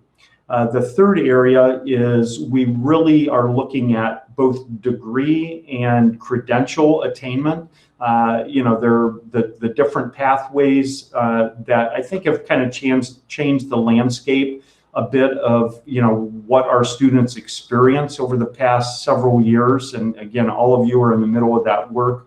But one of our areas, and this is where we really start connecting with both higher ed and our business community here, is being sure that that students attain either that degree, whether it's a Stark State or whether it's a Mount Union, wherever they choose to go, or that they're earning credentials even while in high school, so that they are ready if they're coming right into the workforce as well. So getting those degrees, certificates, and credentials is our third focus area. Our fourth then is really where we kind of get into maybe a little bit more of the innovation, and that is, we have a dedicated researcher here, Liza Grossman, and so one of our four areas then is that of research, and to then hopefully help to activate some of those innovative programs that we're working to discover and then share with the schools and the districts. So that's area number four. And I want to pause just for a moment and say that's remained pretty consistent. It will probably remain fairly consistent. At the same time, as we kind of look forward, we'll begin some strategic planning here with our board. We have a 14-member board, mostly made up of some of the foundations in Stark County, but many of the business people as well. And we'll do some strategic planning in the upcoming calendar year in 2022. And a lot of that will, initial work will be to listen, to engage with educators, with business and industry, with community leaders, and then co-designing our vision and the means to attain that vision, to back into then the strategies based on what we find out. So we have the 4 focus areas, but also know that we will be planning for the next 3 to 5 years and begin that kind of formalized process probably late winter, early spring of 2022. Okay, you have a lot planned, a lot to work on, and a lot to plan for. Thank you so much for sharing that. So, as I'm hearing you kind of share those areas, I'm wondering, how do you envision the relationship between Stark Education Partnership and the ESC? Yeah, great question, and I would probably extend that even beyond them to other state agencies and so forth also. But that is a critical relationship. We know how much the districts rely on the ESC. So one, I would say there's a very firm foundation here. My predecessor, Teresa Persis, was a local superintendent here in Stark County. She has a great relationship not only with Joe Chaddick, but with I think all of you and educators in general, because she has always been able to kind of be the voice of educators. And so as a result, I would say we've got a firm foundation in place. Joe and I are certainly professional colleagues. He's been very involved through the past year at the state level, as well as supporting the work of Stark County. And he's been involved at the state level. Probably the best way to say that is to support the work of Stark County. And so I just see this as a critical relationship, but it's also one that's very positive. We are here, I think, as we look at it, as a way to bring people along, but also support the great work that's already occurring. And so I would also mention, the SST work, because our state support team is unique in that it has an extremely positive relationship with the ESC and with I think the community by and large. And having been at the state level, that is unique. Every SST and ESC do not have that kind of positive relationship and synergy that occurs here in Stark County. So, I think, again, a bit of our role will be to, challenge to continually improve and work with the ESC to do that, and also respond to, to the local needs and make sure that we're here as a support and working, very closely with the ESC to make that happen. So one, great foundation. Two, there's a very positive relationship, and I think knowing the ESC leadership and the intent here on our end that we see that as continuing and only improving. I totally agree with you on the importance of the community partnerships, and I can also echo that you are exactly right. The state support team and the ESC have a really wonderful relationship, and that's not always seen throughout the state. So we're really fortunate for that collaboration, and I definitely appreciate that. As we kind of think about that collaboration, then how do you envision the relationship between Stark Education Partnership and our affiliated districts? Yeah, again, great question. I was tempted to answer that with the last question, so now I'm glad I didn't.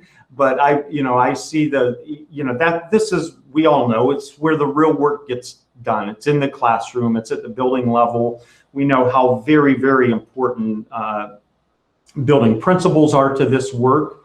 And oftentimes, everything that I think this group, the ILC, is involved with, I think we all recognize that if you don't have supportive principals or you don't have a supportive central office, with the superintendent kind of at the forefront of that, things aren't going to occur. So we want to understand the uniqueness of each district, because Tuslaw is obviously not a Canton City, and that's not a a Sandy Valley or an Alliance. And so I think what we want to do is, again, be about continuous improvement and encourage districts to constantly be thriving to improve the,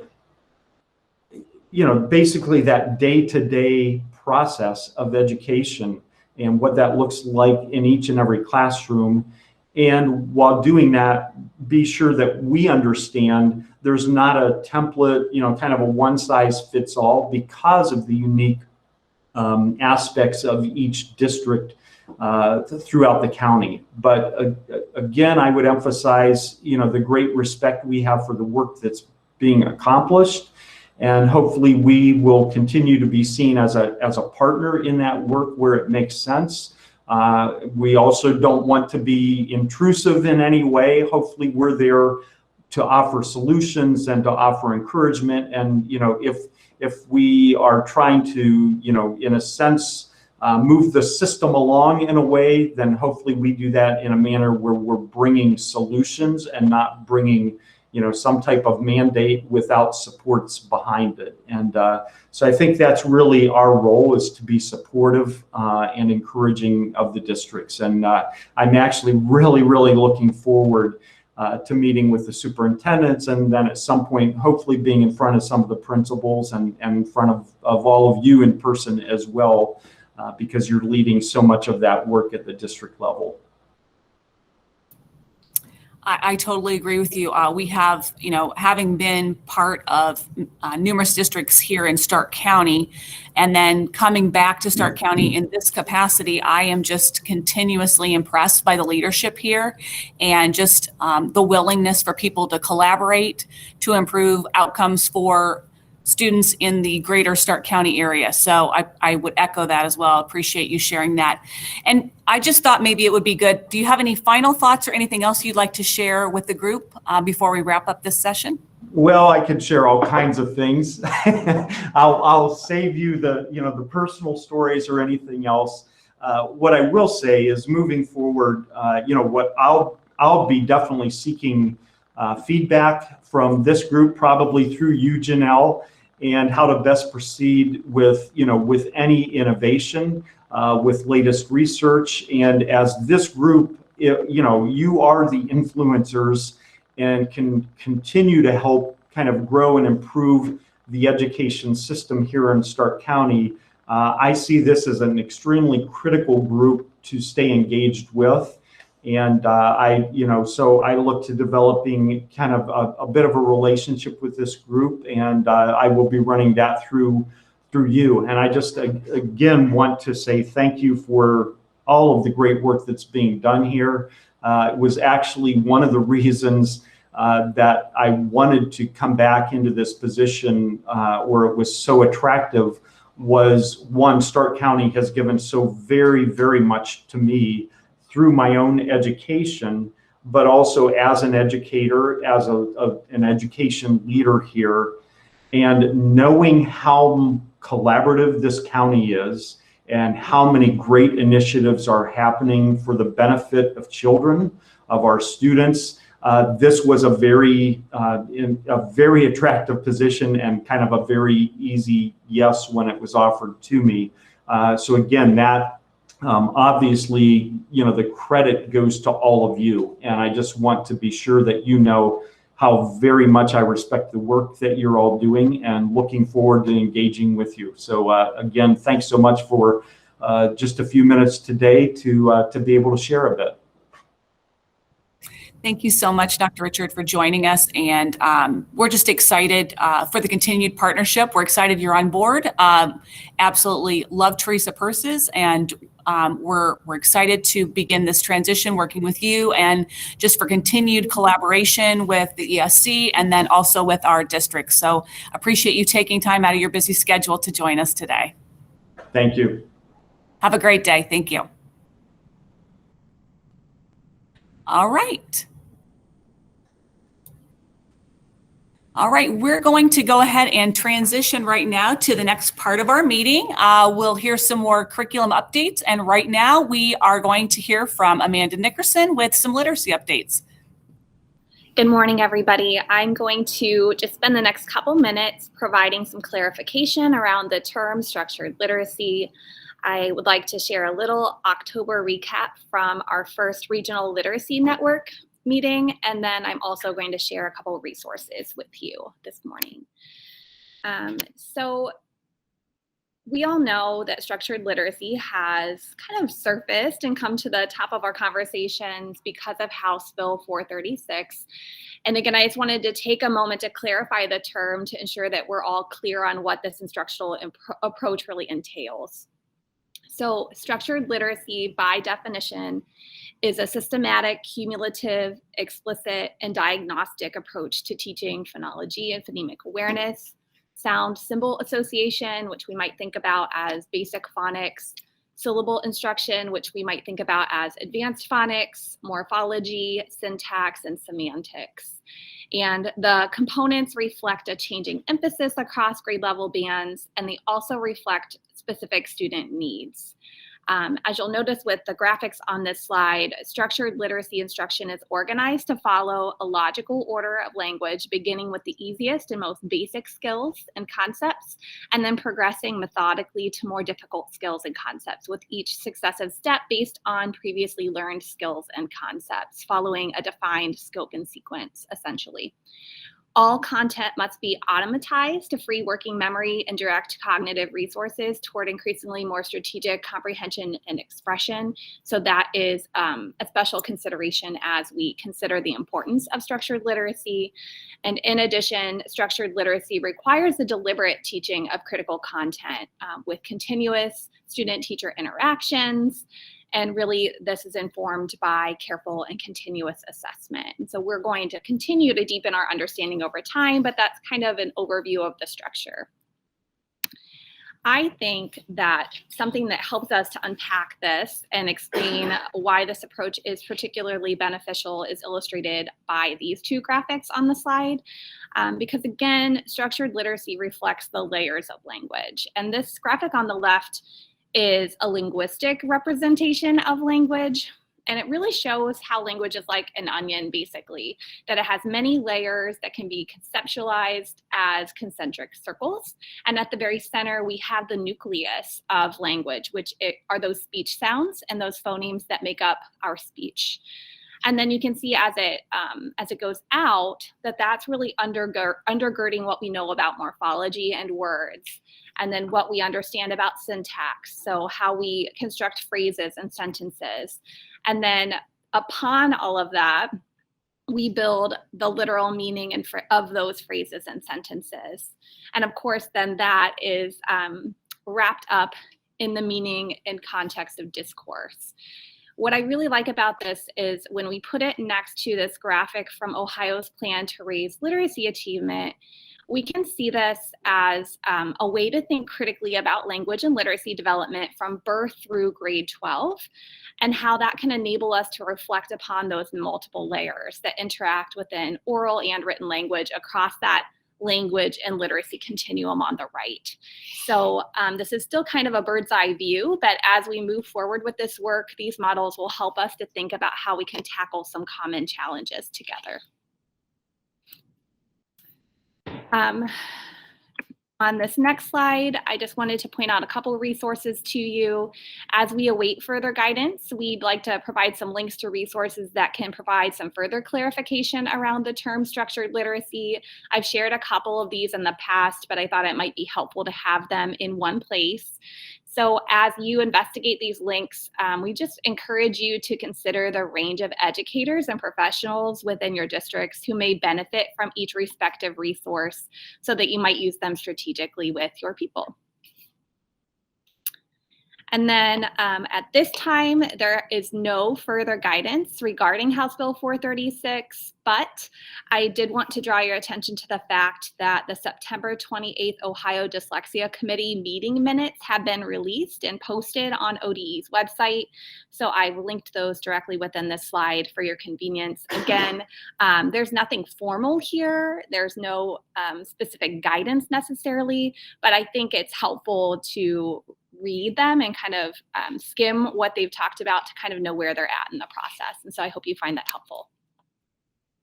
Okay. In other news, our inaugural gathering of our newly established regional literacy network was held on October 12th.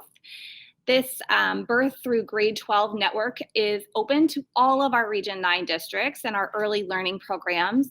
And we're really hoping that it will allow us to go deeper into our learning around structured literacy in Ohio's plan to raise literacy achievement and all of that related content, including guidance around the dyslexia support legislation as we explore language and literacy as a lever for school improvement.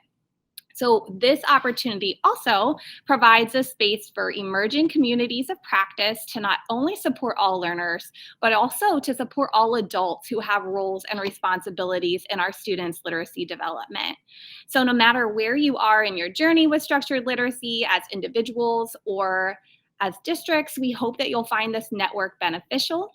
We encourage you to bring a team of instructional leaders to this network to build your capacity to support language and literacy development within your district. All roles are welcome, so coaches and teacher leaders are included if that's something that you'd like to consider. If you've not already done so, please be sure to register all of the members of your team via the link on this slide so that we can proactively plan and align our meetings and those additional layers of support that we want to continue to provide.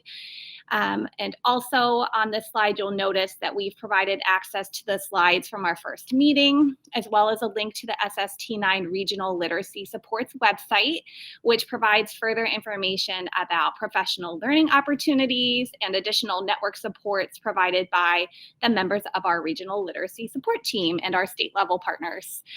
We are really, really excited about this opportunity for collaboration. We don't want it to just be a sit and get network. So we hope that you will continue joining us and working alongside of us to raise literacy achievement across Stark County. And this slide just shows you the individuals who are involved currently with our regional literacy support team. You'll likely notice that this is a partnership between consultants and directors from multiple organizations. So we see representation from State Support Team 9, the Stark County ESC, and the Tri-County ESC, because we recognize the significance of inviting representative voices to the table. And so we want to acknowledge the fact that sometimes it's difficult to have a really large team when there's a lot of moving pieces and parts. Scheduling can be an issue at times. But as we move forward with the components of Ohio's plan to raise literacy achievement, we really hope it will be clear how the roles and contributions of our team members represent different student characteristics, different ages and stages, and different knowledge and experiences, as well as different decision-making abilities and responsibilities. And so likewise, as you create and refine your district literacy support teams, we'd like to encourage you to consider whose strengths, roles, and responsibilities will best align and represent all learners back where you are in your places.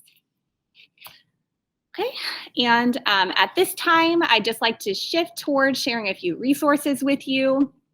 Recently, Michelle Alaya and Carolyn Turner, who are our two state literacy leads, have released a series of videos about explicit literacy interventions. These videos are really short and concise.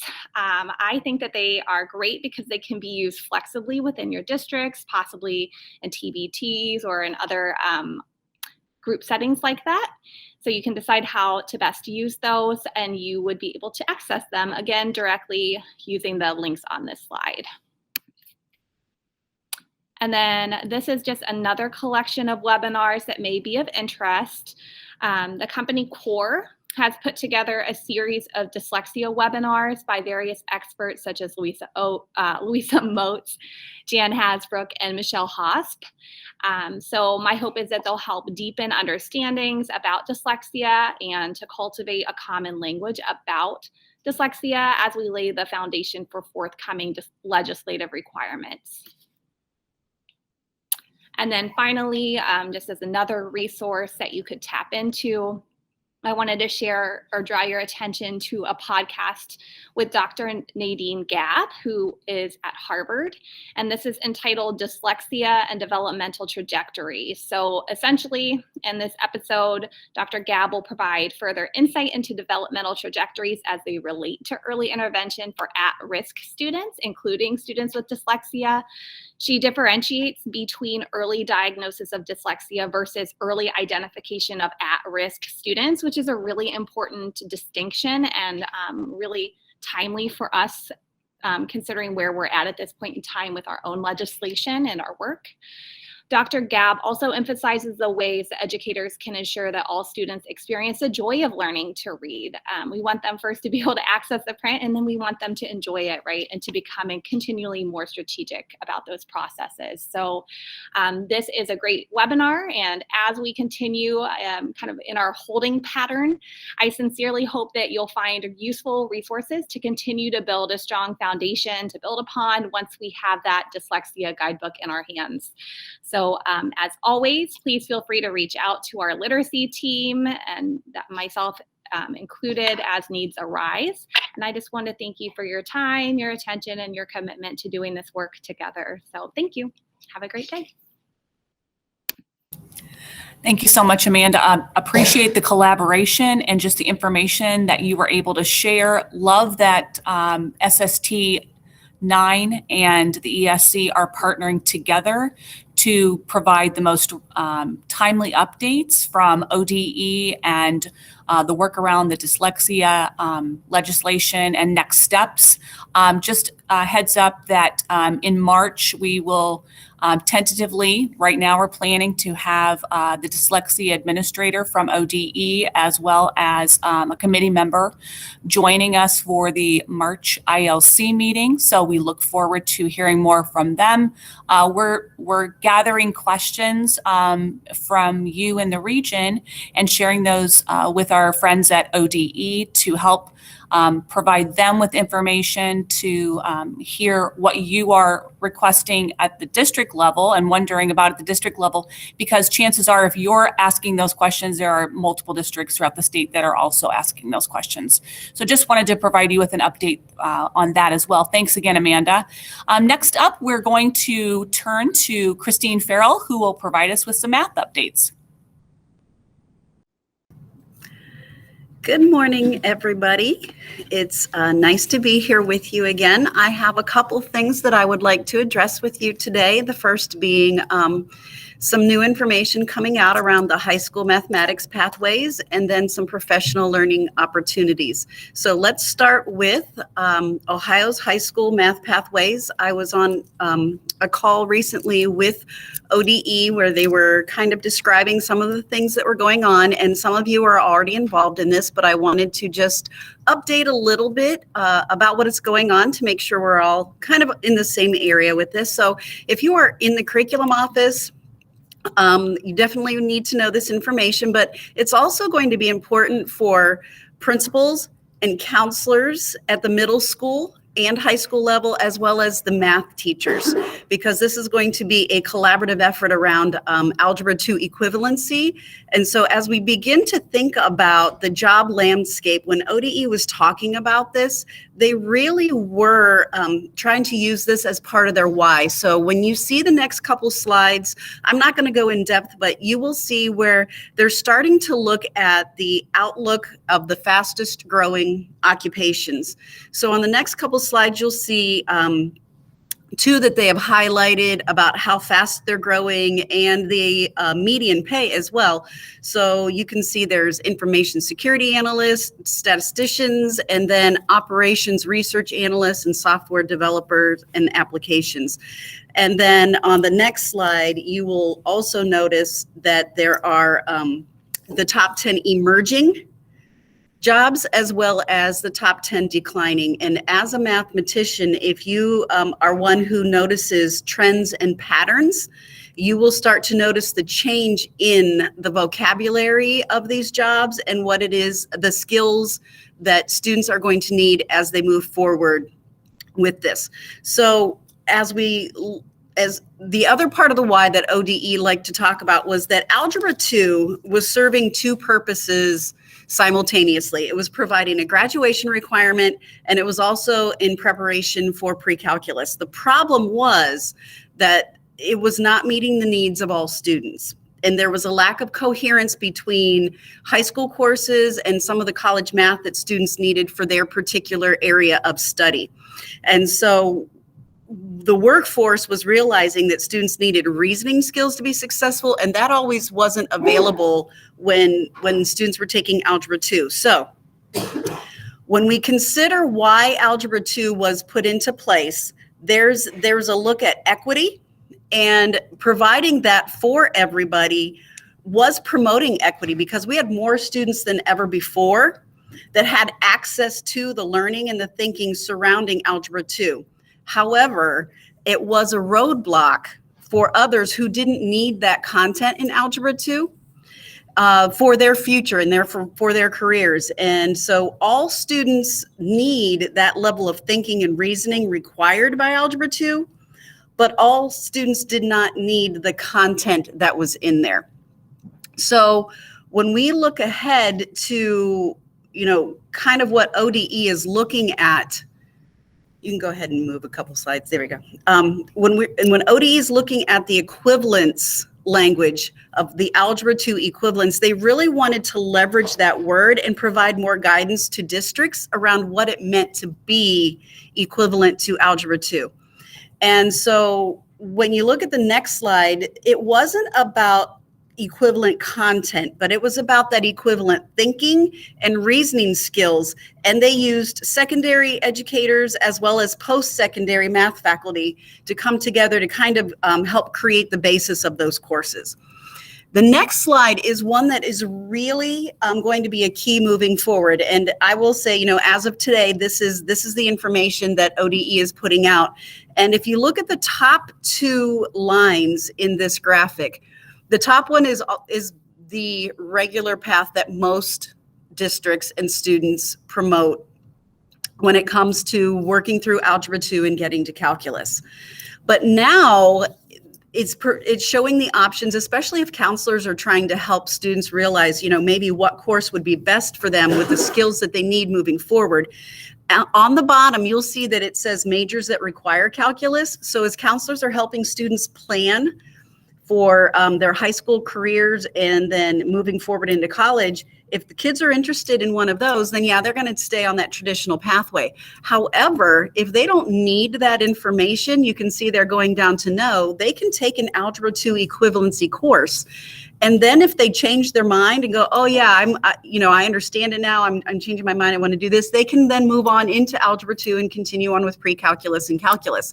But if they like where they're at in the reasoning and the thinking that they're gaining, they can move from the Algebra 2 equivalency to a CCP, maybe an AP Stats course, or another Algebra 2 equivalency course.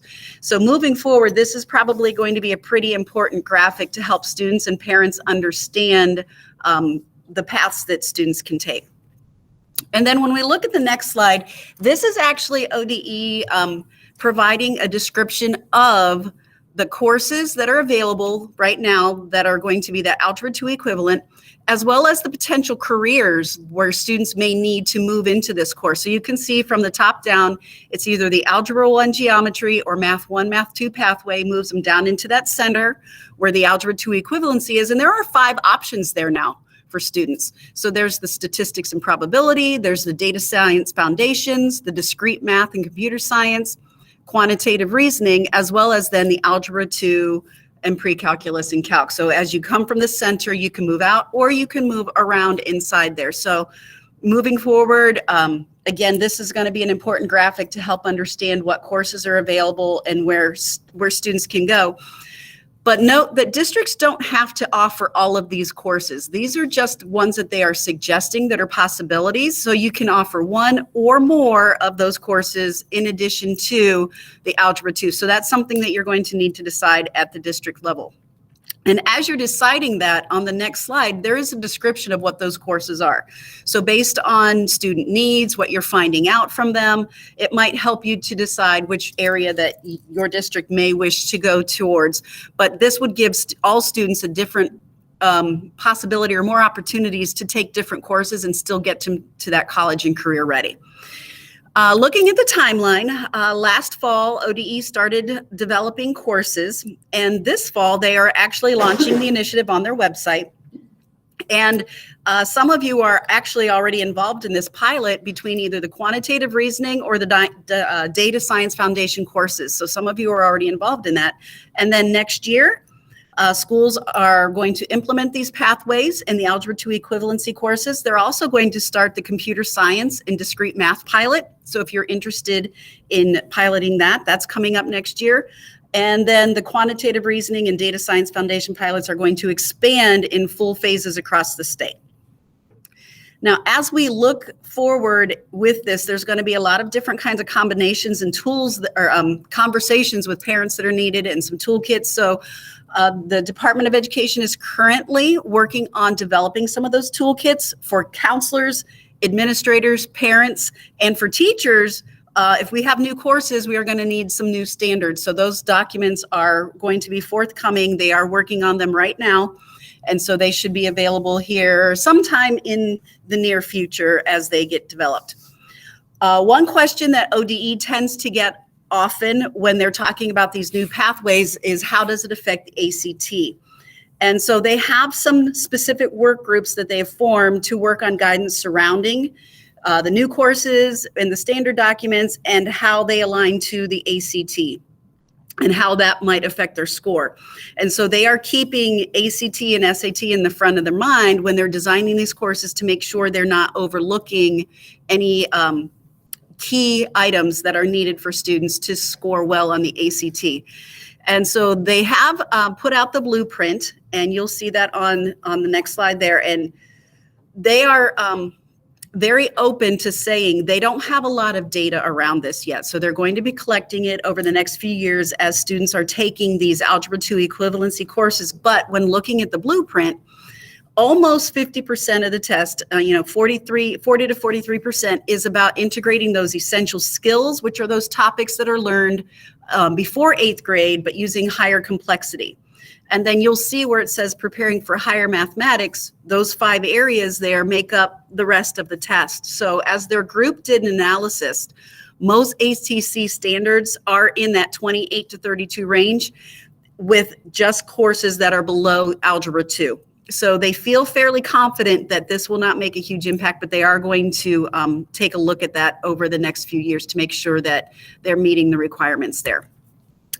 For those of you that are interested in hearing more about this, the Ohio Department of Education is providing a math symposium next Tuesday and Wednesday. That's November 9th and 10th, and they are 3.5 hours each night, and that is not a repeat. It is a continuous, it is a 2-day symposium. They have keynote speakers, they're going to have breakout rooms. So if this is something that you are interested in, or you want to forward on to maybe some principals, some counselors, maybe some of your math teachers in your district, those links are active links on the slide there. And so you can join them and see what they have to say and maybe be a part of making some of the decisions. So moving forward, there are, as I said, 2 pilots that are currently underway in the Math Pathways Initiative, and that is the quantitative reasoning or the mathematical modeling and reasoning, and then the data science foundation courses. So this is just the description that the Ohio Department of Education has provided, and a few kind of graphics to show you what is involved in each of those. And again, some of you are already involved in these and are piloting it, so I would encourage you to I'm going to give you the link to a webpage here in a second, and you can link on there and find out which districts are involved if you have questions. And then newly released, I don't remember if it was the end of last week or beginning of this week, but they have now sent out that the 3rd pilot is set to begin next year. And they have some tentative timelines without specific dates. So it's very interesting to me to see this come out from ODE. But when you look at the bottom, it says to participate, you must submit an application by, and they have a date to be determined, but it's going to be sometime in December. And then if you want more information on how to apply, you can visit the webpage, which they said is also coming soon. So you'll need to just kind of stay tuned for that. The important link that you might want to take a look at is the one that is at the bottom. And I tried to get to this page on ODE's website and I couldn't get there. So the only way I know to get there right now is through this link. If any of you find the pathway there, you can please let me know, but they are sharing this link, and it is the link that gives you information about the pathways, about the courses, and some things going forward. So it's pretty exciting that we now have some different courses set to make an impact for the kinds of thinking and reasoning that kids really need moving forward and going into some of the new careers that are set to be faster growing. And so I encourage you to kind of have a conversation and see if any of those fit within your district. So that is the Ohio Math Pathways. The other piece of information that I wanted to provide for you is some professional learning opportunities that are available this year. In our lead educator networks for math this year, whether it's for the elementary or middle school, high school, we are really focusing on mathematical practices, and we are kind of taking our time digging into them. And I found it very interesting that ODE is doing the same thing this year. So you will see there that they are addressing the 8 practices. They are not in order because the order really is not what is important with the practices, but they are the thinking and the reasoning of what mathematicians do. So if you want to pass those along to your math teachers or math coaches or anyone who might be interested in helping move some math achievement along, there are opportunities here from 3:30 to 5 through the Ohio Department of Education's math department. They're going to provide those webinars, and I wanted to provide that for you there. So those are the 2 big things that I have. I think I'm really excited for the pathways to see where it takes us in providing alternatives for those students that Algebra 2 didn't meet their needs. And so we'll be hearing more about this along the way. And if you come across information, please send it my way. If you have questions, we'll do our best to see what we can find out. And I appreciate everybody's time and attention in hearing a little bit about the exciting things happening in math. Thanks so much, Chris. I appreciate your updates and some great information that you shared during your portion of the meeting. Just a couple items that just want to pull out for the meeting. One being Lisa's comment about asking Amanda about the grade levels, or should she start with elementary. Amanda had to join another meeting with ODE and the literacy team there. So we will definitely follow up with Amanda about that. Just wanted to point that out. Terrell provided a link for the flyer with JA Inspire. And then Dave pointing out that they are considering piloting the mathematical modeling and reasoning course next year. Thanks, Dave, for sharing that with the team. So next up, we have Dale Gallucci with some science updates. Okay, I am playing the role of Dale Gallucci today. So for science updates, there are just a few things that I wanted to kind of share with you about some professional learning around the idea of science. We've done a lot with literacy lately, and we know that there are some other things that we kind of want to push forward. So first of all, this Nature of Science is a series that ODE's science department did last year. And the intent was for districts to be able to use them with their science faculty as part of your professional learning during this school year. And they've done a really, really nice job with this. I've gone to it. And so on the left-hand side there, you'll see the recordings. And those go straight to the YouTube recordings with nothing else. It's just the video. But on the right-hand side under resources, they've put entire Google folders together with the slideshows in there, with the other documents for teachers and facilitators of the webinars to maybe use. So they've really done a nice job around this Nature of Science and breaking it down and providing opportunities for districts to really be able to facilitate that with information from ODE. So that's the first thing. And then the second one is their meetups for this year. So you will see virtual meetups for 2021, 2022, and their focus right now is the same. It's been pretty consistent at the Ohio Department of Education. It's on those high quality materials instruction, and assessment. So they're partnering with Amplify Science to bring a series of sessions which are to support educators in the 3 areas of student engagement. All of these sessions run just 1 hour from 4 to 5. And the meeting link is the same for all meetings. You will see they had their first one just a week ago. And so the rest of them are coming up. You can see it's an open forum, and then they have their assessments, and then the probing for understanding, and with the science and literacy, and then another open forum and an educator panel with Amplify. So if you're interested in registering, the link is on there. And again, I would provide that with any principals that are interested in forwarding on to their science faculty, or you as district leaders, making sure your science educators are aware of this if they're interested. If you have questions, you can reach out and let either Dale or myself know, but I think they're pretty self-explanatory, and I hope you get a chance to check them out. As I said, that Nature of Science series is pretty well done, and they provide quite a few resources for districts to use. All right. Thanks so much. Next up, we have Mr. Matthew Mays with some technology updates. All right, friends, I come bearing good news.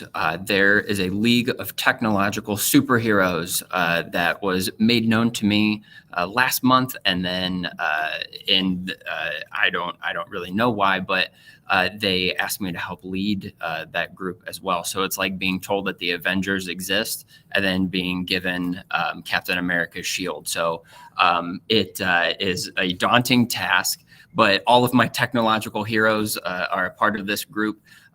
You'll see all of the major districts from around the state are a part of this as well as OTCs and members of COSN and every person who has a major voice in technology in the state of Ohio is a part of this group. So I would like to extend that invitation to all of you as well.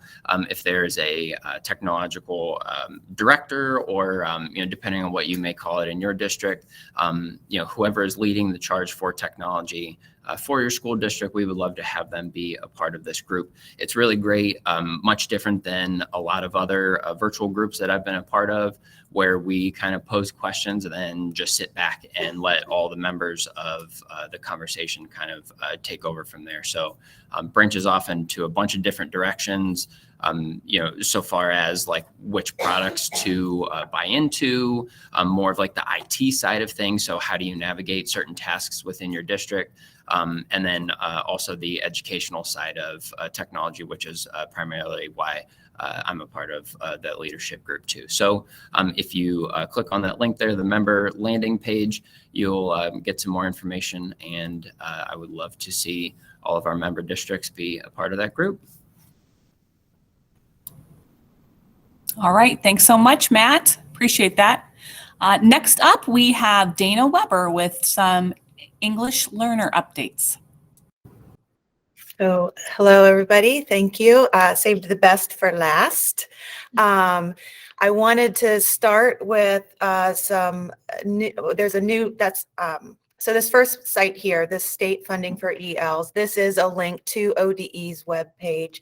And this is also why I put district administrators on here. You're going to want to share this information with your treasurers and anybody else that this is state law now. So we have always gotten state funding for our English learners, and it's always been assumed or presumed that we are spending that money on English learners.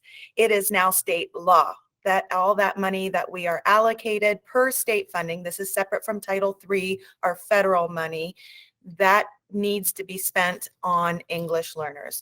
And it doesn't have the constraints of the federal dollars, which is supplemental. So with this state funding, you can use it to pay for your staff or for translations or for interpreters. So it doesn't have those same constraints as the federal law.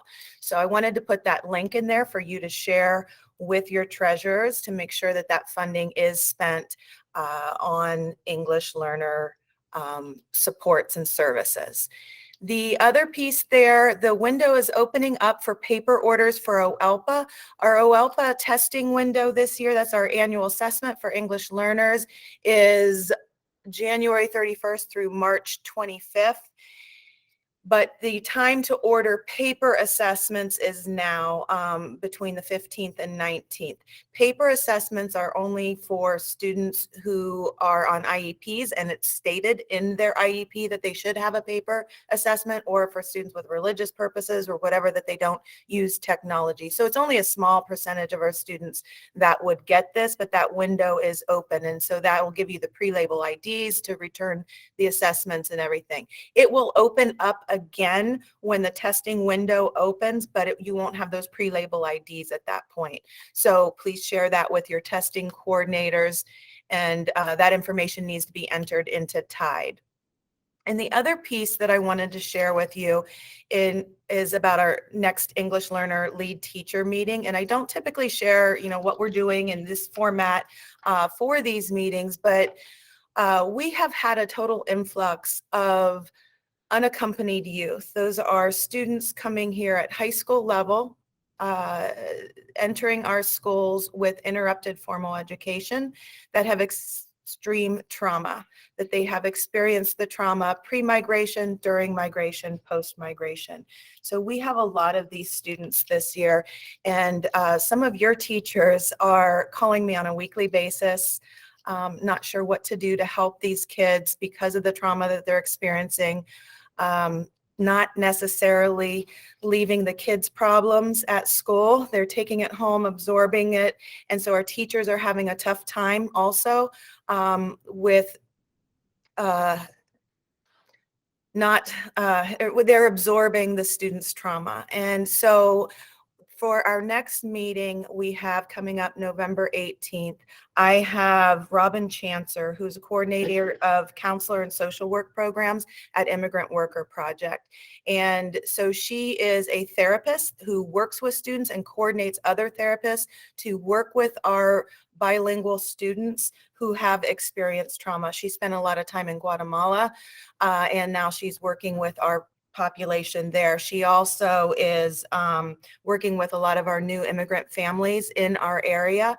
And this is significant because a lot of our kids don't have access to the normal channels of therapy because they may be lacking a social security number. So this is a place where they can get the therapy needed without that social security number. So I added counselors to the little counselor logo up there. Please share this with your counselors. Please share this with any staff who is working with these students. This is a lead teacher meeting. It's on the master lead teacher Google Meet. The connection is there, but please share with any staff who is working with this population. And it's also going to be applicable to the elementary children as well. So she's going to be talking about a lot of the trauma and experience that they have experienced as well, and then how we as educators can cope with that and provide trauma-informed classroom settings for them. So I definitely wanted to share that, and I hope that you share that out with everybody. We're also going to have Rebecca Trevino, who is a youth education coordinator. There's a mentoring program for our middle school, high school students that are immigrant students and may be looking at higher education opportunities but don't have that SSN and need help, or maybe first generation students, family members hoping to go on to further education. And so this is a mentoring program. They also do a little bit of homework help and assistance as well.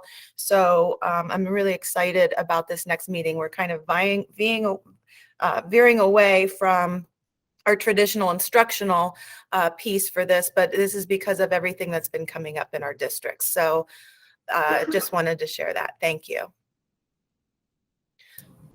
Oh, and also Terrell just put in the chat box, and I do want to mention this as well. We're really excited on January 14th. Please save the date. Most of your districts have sent teams the past couple years consisting of your school psychologists, classroom teachers, EL teachers, counselors, to trainings that we've had on language difference versus disability. Last year we had Steve Gill. We had a whole series where your district sent teams. The year before that we had Dr. Samuel Ortiz, bilingual psychologist. Now this year, as a follow-up, we have a local bilingual school psychologist from Summit County who's going to be joining us to share how she incorporates Dr. Ortiz and Steve Gill's work in distinguishing difference from disability. So it's a full day session that we're going to have on January 14th. So please let those team members know. And even if they did not attend those trainings, they can participate in this as well. A flyer will be coming out shortly, very, very soon, that you can register teams and folks from your district. Thanks, Terrell, for that reminder. Thank you. Thanks, Dana, so much for your passion and the resources that you are providing for our affiliated districts, teachers, districts, district level personnel. We can sense your passion just in what you shared today. So thanks again for that. At this time, I'd like to just